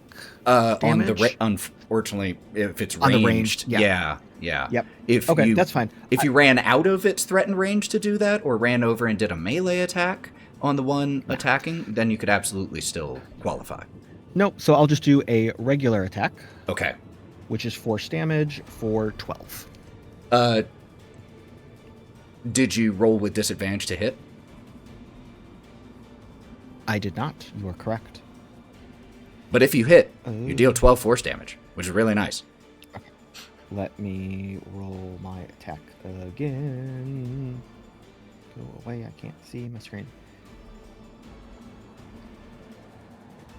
Oh, yeah. You hit. So okay. That would have been 19. Yeah. Much higher. 12 force damage to the one that is attacking Ember. As you launch this coin and it impacts through the spirit, ricochets back into your hand. Anything else from you, Wake? Yes. I am going to use a bonus action to expend my heroic inspiration to gain 3 temporary hit points. Awesome. What feature is that? It's Win Big, which I believe is the feat, part of the feat from my background. That's awesome, from the Fate Gambler background. That's super Yes. cool. That's really cool. Temp HP equal to your level. That's super handy for a bonus action. All right, then that is going to bring up Jack with Ember on deck. Okay, so, and Wake, which one did you attack? You went after the one that was going after the Ember the bear, correct? Correct. Okay, so I am going to set my sights on the one that went after our new tree friend here. Okay. And first and since it ran in to attack her, it's probably within, I should be able to run up like 10 or so easy. feet to Yeah, get in 100%. range. Right, okay. You are all within range of all of them now. All right. So I am first going to run up in with it with my shillelagh, and I'm just going to do a basic attack with the shillelagh. Let's do it. So rolling to hit. A 22 to hit. Good God. So yeah. No wonder y'all haven't needed your heroic inspirations. You've been rolling insane. Third level, All right, baby. for 11 force damage. 11 force damage. Okay. Huge. Now, question here. Where's that thing at that I can do? Okay. So the one that I just hit, is it by chance considered bloody at this point? Literally exactly because of the damage you just dealt. You dealt exactly It half is its hit bloody. points. It is bloodied. All right, then I'm going to use my culling ability along with this. Whenever, when I damage a bloodied creature, I can deal an extra D12 necrotic to it. And I can use it a number of times equal to my proficiency bonus. Oh, So, okay. Let's do it. So here goes another D12. All right, so that's 3 necrotic. On top of that, Now, I'm and then- grateful. I'm grateful that you rolled 3 because that makes this much easier to say. Unfortunately, this spirit of the dead, especially a corrupted one, is immune to necrotic damage. he's immune. That would have Makes been a sense. much tougher pill to swallow had you rolled a 12. So I'm really glad you rolled a 3. All right, that is very, very good to know. So, finally, so that was up my action. I tried to do that and did not work out. So finally, you're gonna see, just real quick, just gonna see me pull out some like weaving material really fast and just gonna do the turns and the movements and put everything together, and then I'm just gonna have a small effigy object in my hand. And with this, I am actually using the Bewitched Effigy Sacrifice. And what that does is, when a creature within 30 feet of me takes damage, I can use my reaction to deal fire damage equal to D8 plus my Wisdom modifier. Huge! And just so you know, that effigy, and now, obviously where you have it right now makes strategic sense, but just making sure you know, you can have it appear anywhere within 30 feet of you. And so it would be a 30-foot... Okay, just want to make sure you knew that. Could you describe this effigy? So the effigy, and you're going to be seeing this very often, but he actually looks That's why I want you to describe like it. a very... So it's actually going to be a really... It's surprisingly detailed for how quickly I put it together, but it actually kind of looks like a Firbolg. And he's a little chubby guy, and he's like 4 or 5 inches tall to something effective. Well, that's pretty big for a doll or a figure. And what most people don't know is it looks like my past life. But anyway, so I'm holding on to that effigy. And while any creatures within 30 feet of me and that effigy, I can use my reaction to deal fire damage to it. Incredible. So that consumes 1 use of your wild shape to create this effigy, and that will come in handy here very quickly, I expect.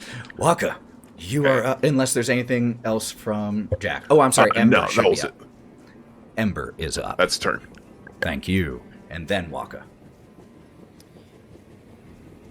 Okay, so let me get this straight, DM. One session Great in start. and I am already in shit. I'm already in trouble. Yes. I got fish grease in my fur. Yep. That's a fact. Some shadowy motherfucker just stole my hit points. Yep. Is okay. We seem to be on the same page here. Yeah, I'm just, making sure we're both in the same world Yeah. right No, now. no, we agree. Here. Yeah. Agree is a strong word. So he's next to me still, right? Oh, 100%. Because he's been hit. Yep. Thank Just you, took a Wake. big blast I mean- from Wake. Balto. The nicknames begin. Yes. It's okay. Session 1. I'll be the Pooh Bear to your Balto. I love ball. Movie makes me cry. I know, me too. Okay, so he's next to me. There, next to me. I'm going to whip around with my spear and try to hit. Let's this do it. guy while screaming, Absolutely. "Don't touch me!" And I'm gonna roll. You got this. And I rolled a 12. A 12 is meat to beat, so that'll hit. And just a reminder about your spear. Your spear is a versatile weapon, which means you can use it one-handed or two-handed, and if you use it two-handed, you get to roll the bigger damage die, the D8, instead of the D6. The D8. Yeah. Yeah, but I wanna claw their faces right now. So You I'm can do gonna that. too. But first I'm gonna roll damage. Damage of 5. Okay. So I hit with 5 damage. points. All right. Yes. And second attack, I assume? And yeah, of course. Why play a monk if I can't do multiple attacks? I agree.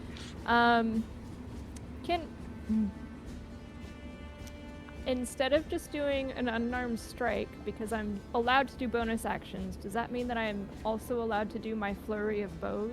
100% you can. You can spend a focus point to use Flurry of Blows, which will give you 2 unarmed strikes on your bonus action instead of just 1. Oh yeah, this is gonna be a full-on takedown then. Cool. I don't know where to spend a focus point because I'm on D&D Beyond. So that is However- no problem. You have 3 focus points. I'll show you where to mark it, but I just marked it for you for right now. Thank you. Thank you, because I'm gonna roll for flurry of blows. All right, I'm not let's gonna do the play first Say attack. ever. Or For second attack, I 23. That'll hit. Almost double its AC. It'll be a damage of 7.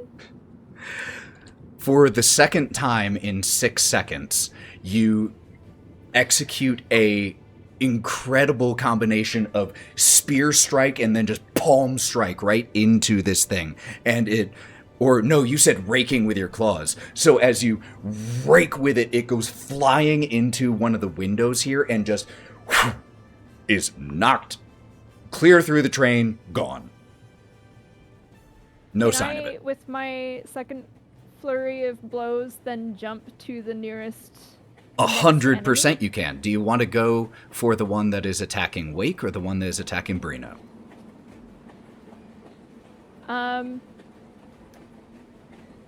I will help the tree man first. Okay. I am sorry, Balto. I will be back for you. All right. Your folk gotta stick together, but okay. You help the tree. I will buy you a drink. Wolves and bears like trees. Come on. Okay, good. One scratches on them, one pees on them. But, there's some... Sometimes I climb on them, too. I rolled a 13. 13 will hit. Let's do it. Ah! That's not an in-canon scream, by the way. I hit for 11. I don't believe you. Do you remember that I said that Jack's attack did exactly half of this thing's hit points?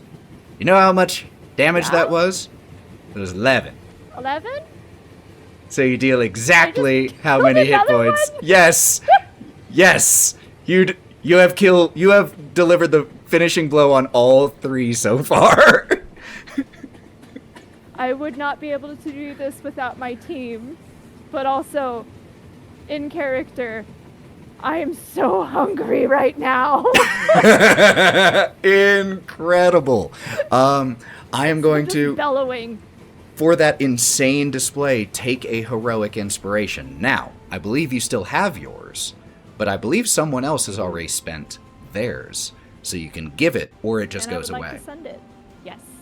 No, absolutely not. Hey, it's your inspiration, and do what you want. Wake, you gain a heroic inspiration, but I want to use this as an opportunity to establish a precedent, and that is, I want to know what you do to inspire Wake in this moment, or is it simply the fact that you just destroyed 3 of these things? No.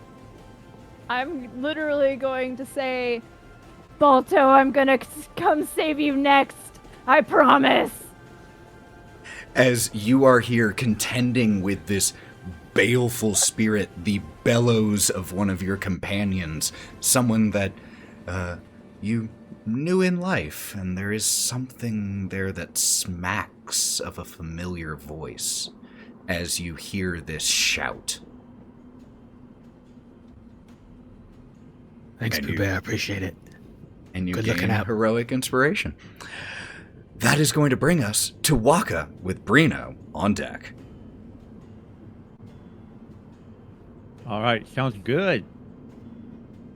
So, Wokka saw all this going on as he panicked, stepped back, and shooting my slime everywhere. Sorry, everybody. My body's changing. It's a phase.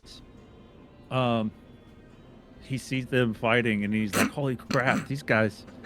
Whoa, he thinks to himself, "These guys are wow, real good. Like good allies. Like these seem like good folks. Like they didn't get super. They just scream at me about slime too much, which is like kind of crazy. Not that I've ever slimed anybody, but like, you know, that's pretty crazy." And he thinks all this to himself in like the span of 6 seconds, because that's how long a round is. But then that bolsters him. He's like, "Oh, I can help out. I don't usually do this, but I bet I can remember how to do it." And he says, "Magic missile," and casts magic missile. Hell yeah! At the thingy next to Balto. He doesn't remember his name, but he's only heard him referred to as Balto. And says, "Okay, Balto, I got you." Now, here's a question Still for you. scared.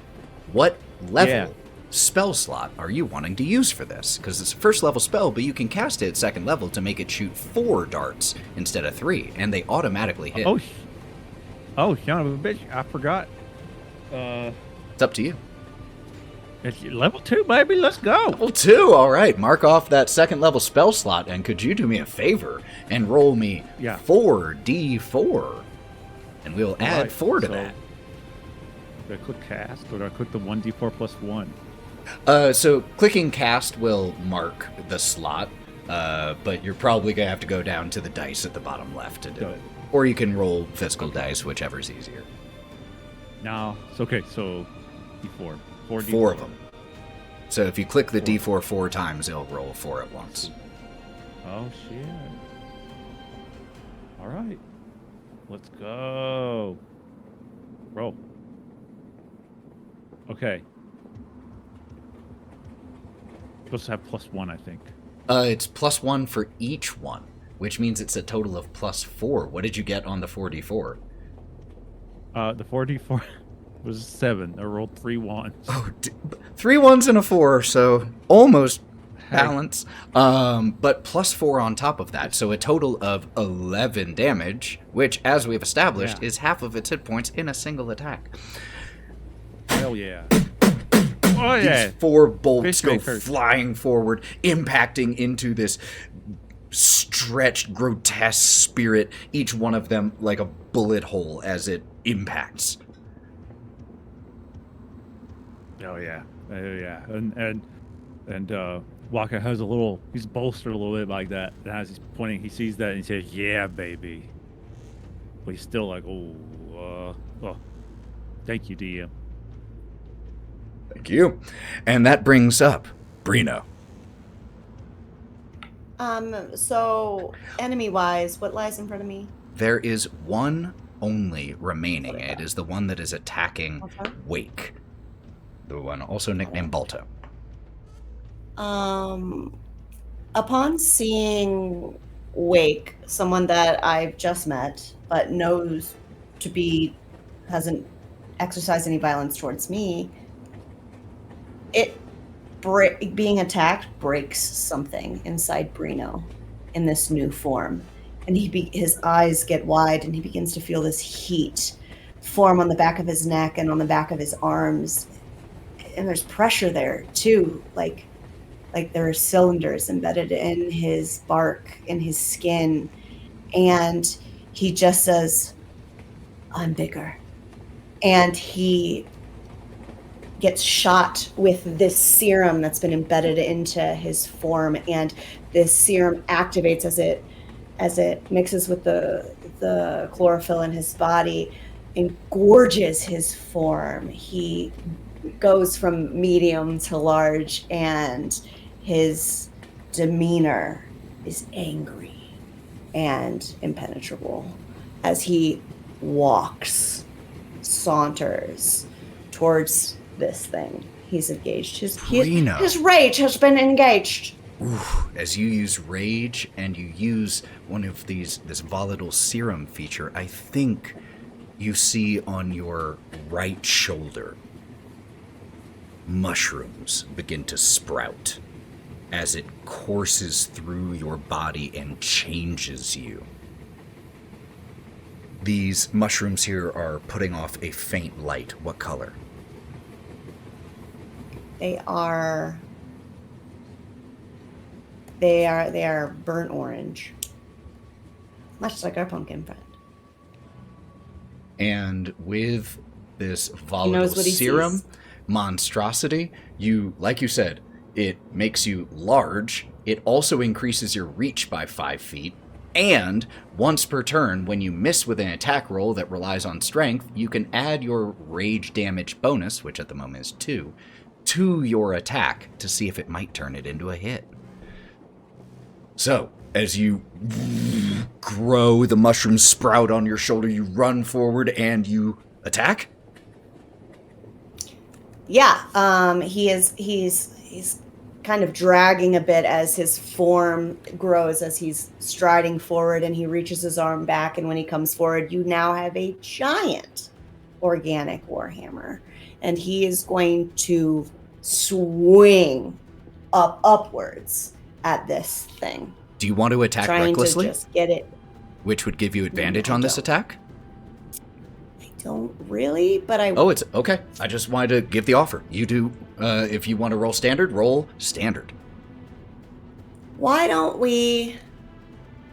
At this point, he doesn't know what is happening to his body or how. It's kind of just on autopilot. So I think he would be reckless in this moment. This is the first time that his body has transformed in this way, and that he has activated this evolutionary augmentation that he's always hoped for in the life before this, that he now has. He will attack recklessly. Incredible. Roll with advantage, please. I'm going to go with a 20 on that. Crunchy. A nat 20? Dirty. Oh, dirty No, 20. dirty. Okay, that'll hit. Yep. But don't I get damage bonus? A plus 2. Plus 2, right? Plus 2. Yeah, I just got max on that, so that's 12, 13, 14. So I get 18 total. 18 total damage? Oh, no. 18, 19, 20. 20 damage. Sorry, this is the first time I'm using this one. It shows that up now. You can select Enter Rage, and it shows you all of this stuff on it. That's very cool. It's cool now. I know, So it's very with fancy, max right? damage on your Great Hammer, which is a D12, and with a plus 6 already and a plus 2, yeah, you deal 20 bludgeoning damage in a single strike, which even though this thing has resistance to bludgeoning damage, even with it halved, is enough to destroy it. So could you please paint me a picture as you cleanse the final of these corrupted spirits from this place? Again, Breenoh, his new organic form, altering at a mere thought in his mind. The automation of the serum injecting into his body and making it to where he feels he can truly crush his enemy beneath him. He brings his arm out. It grows into this giant hammer. And he uppercuts this guy two-handed right off of with all of the force of someone trying to crush a stone beneath them. And it shatters this thing's form. Just dissipates as it impacts against the wall like a cloud of smoke. Gone. And all you hear in the wake of this is the wind in his leaves as he stands still and awaits the next motion. We are out of initiative order. As you all get a second to catch your breath, look around. to do or say anything in this moment. Wake will look to his companions, and based on an old instinct that he hasn't yet shook, is everyone okay? Does everyone need any healing, any bandages, any repairs?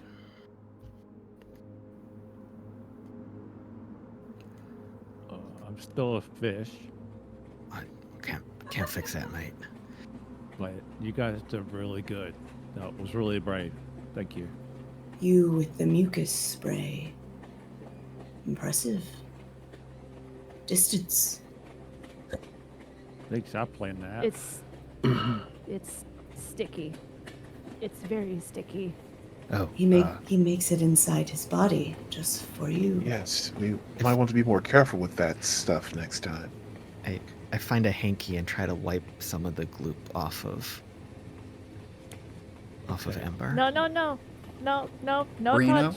No touch. Oh, It's crusty. No touch. Well, let me get this wet. I'm trying to wipe it off a little bit.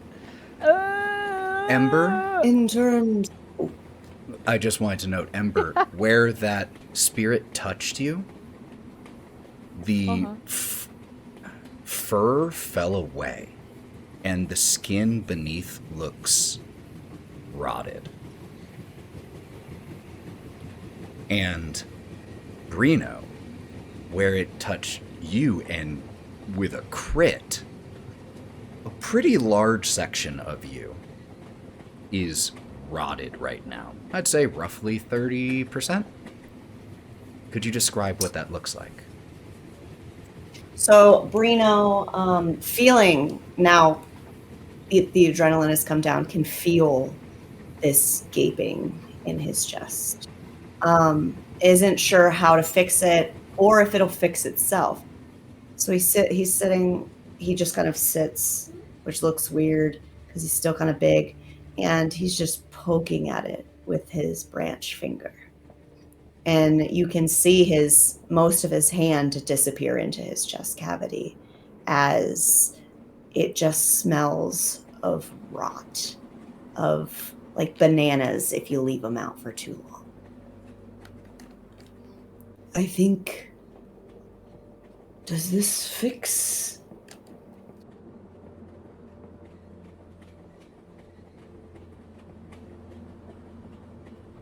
So Are we dying again?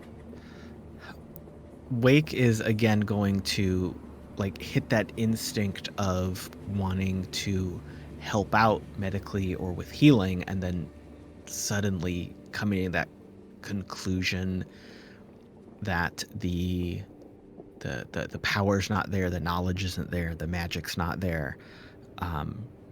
So instead, I want to maybe we could get something from the bar, the restaurant. Maybe they'll have bandages or something. I don't know. We could go look. We can go look, but I've seen that like this before, but in the past. But I don't.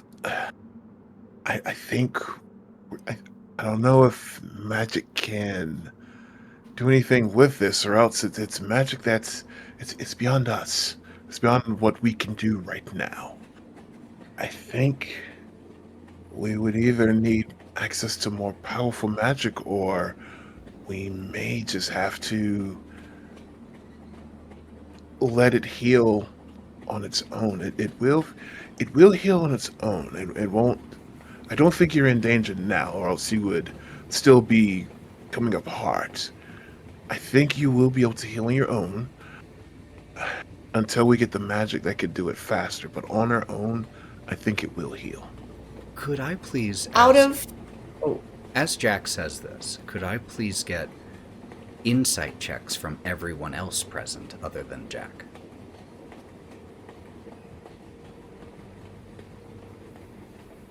$15 from Breenoh. That's a 20 on the die for a 24 total. Tracks to me. Damn, you insightful. Wait. I got a 15. Wake. With the nat 20, you're going to be the one who gets this. There's something about the way this scarecrow-like figure with the pumpkin head delivers this assessment, this diagnosis. You've heard someone who talk. It reminds you of someone. Someone from long ago, it feels like, but in some other life.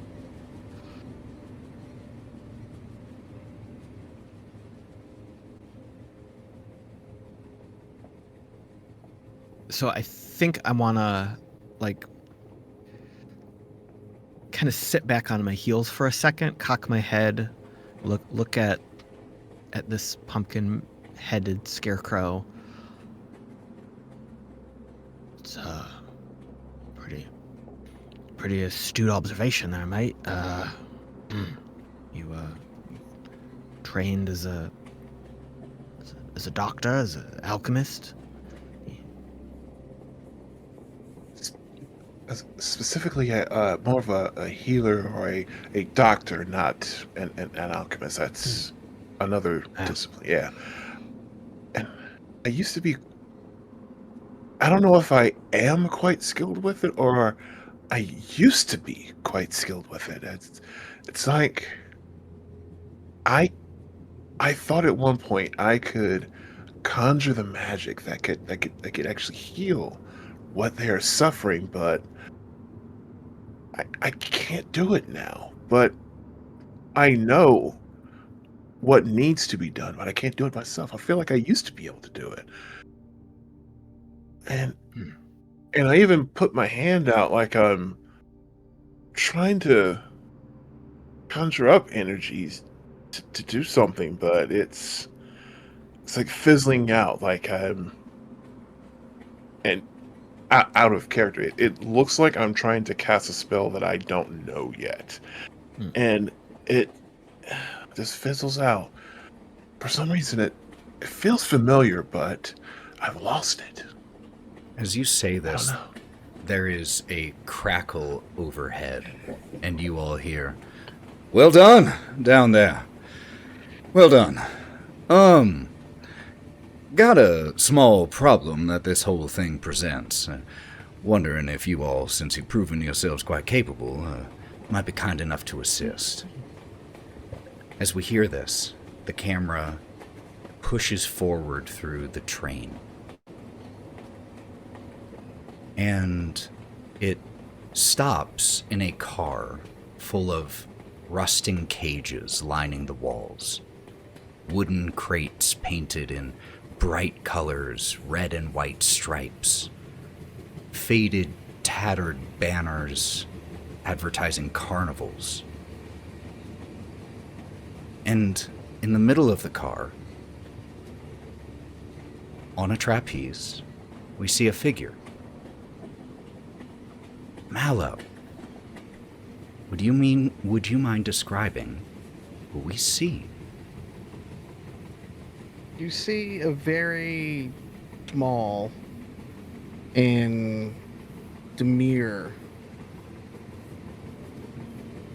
wooden puppet just swinging back and forth on the trapeze.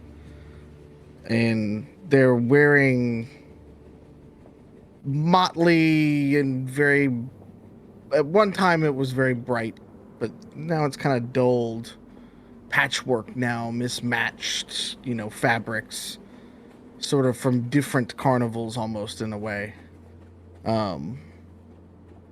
They've got a typical sort of jester's cap with bells that are very dull. One may even be a little rusted, kind of on the sleeves and collars and things like that of it. And, they don't really chime too much anymore. Not very well, at least.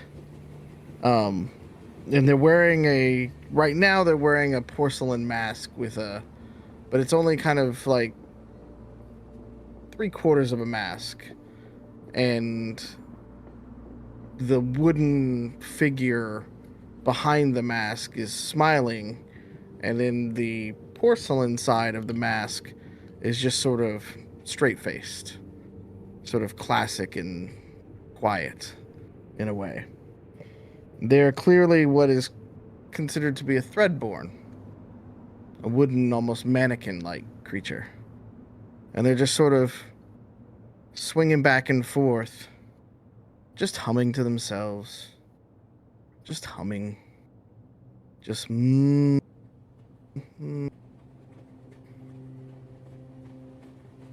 just a light kind of shining down. Ever so often it kind of comes as they swing forward, you see them a little bit, and when they swing back, they're going back into darkness. And they come back again, and you see just a little bit of it, and then back into the darkness. And with the sound of this hummed song, as the camera pulls out and pulls outside of the Ghostlight Express, we see the spectral locomotive forging its way ahead through the shroud towards its final destination of Druskenwald. And that is where we will pick up next time. Whoa! First session of a new campaign, y'all. That was a blast. Good job. Oh, y'all are amazing. Thank you for bearing with the technical difficulties. Mallo is the MVP here for sitting the entire Seriously. game. My man, for I'm a sorry. character I'm sorry, my Legit. man. Oh, buddy. You'll He's be just here sitting there waiting soon. for his turn. We'll be here soon. We talked about it. We knew that was the consequence of this decision. We knew.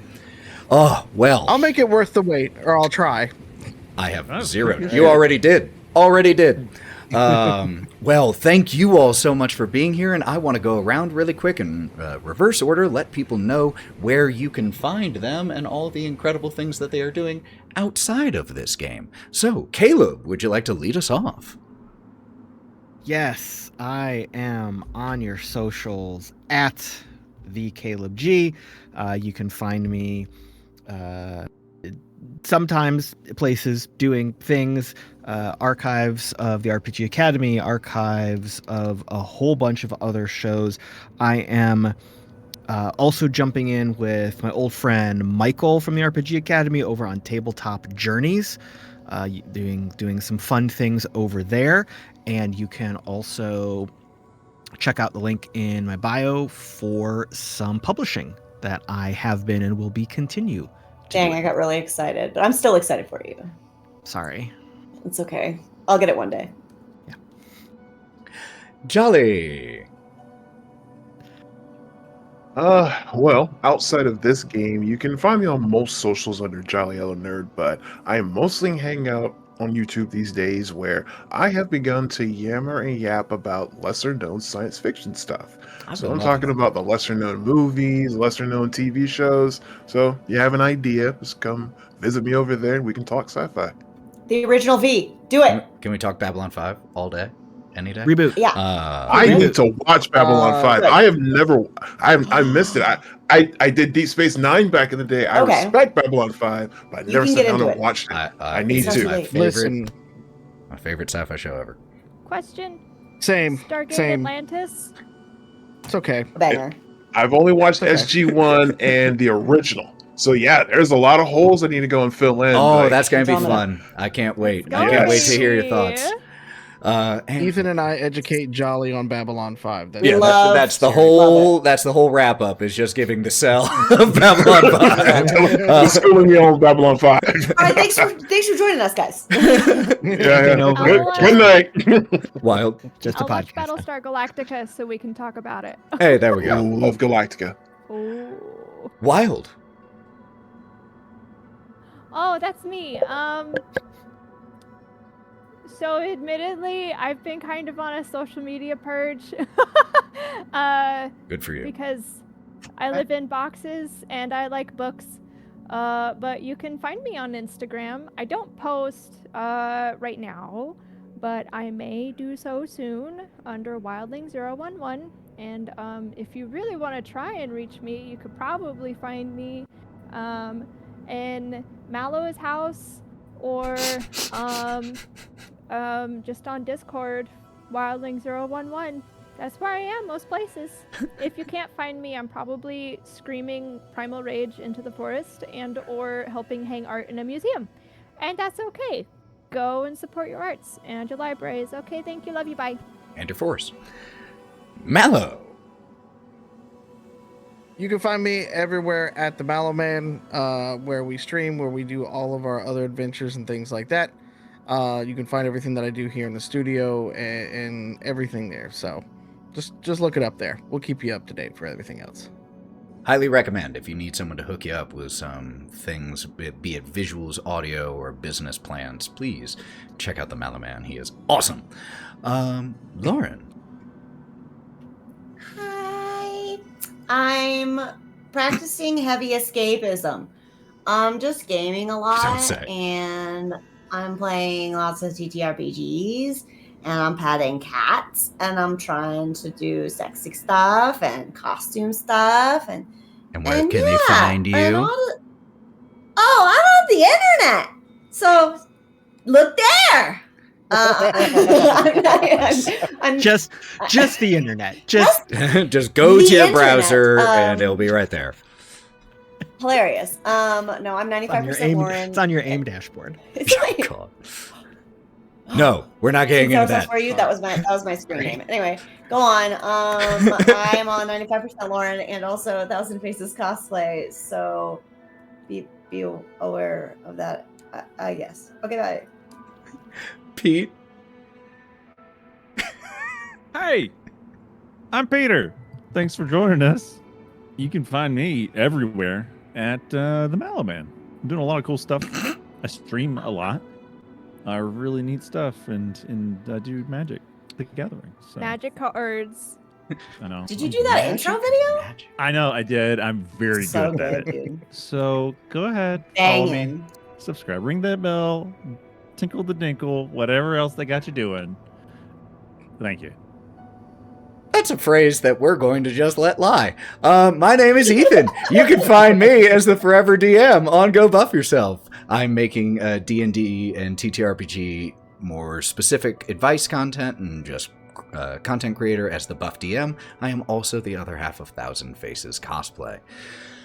Well, this was an incredible first session. Thank you all so much for being here. I can't wait to see what happens next time on Under the Crooked Moon. So until we see you then, take care of yourselves, friends. It's a tough time out there for a lot of reasons, so be extra good to yourself. Be patient with yourself. Give yourself the time and space and what you need. Go pet a cat, drink some water, read a book, lift some weights, whatever helps you, do it. Love you all, and until we see you next time on Under a Crooked Moon, go buff yourselves. Bye, everybody! Mwah.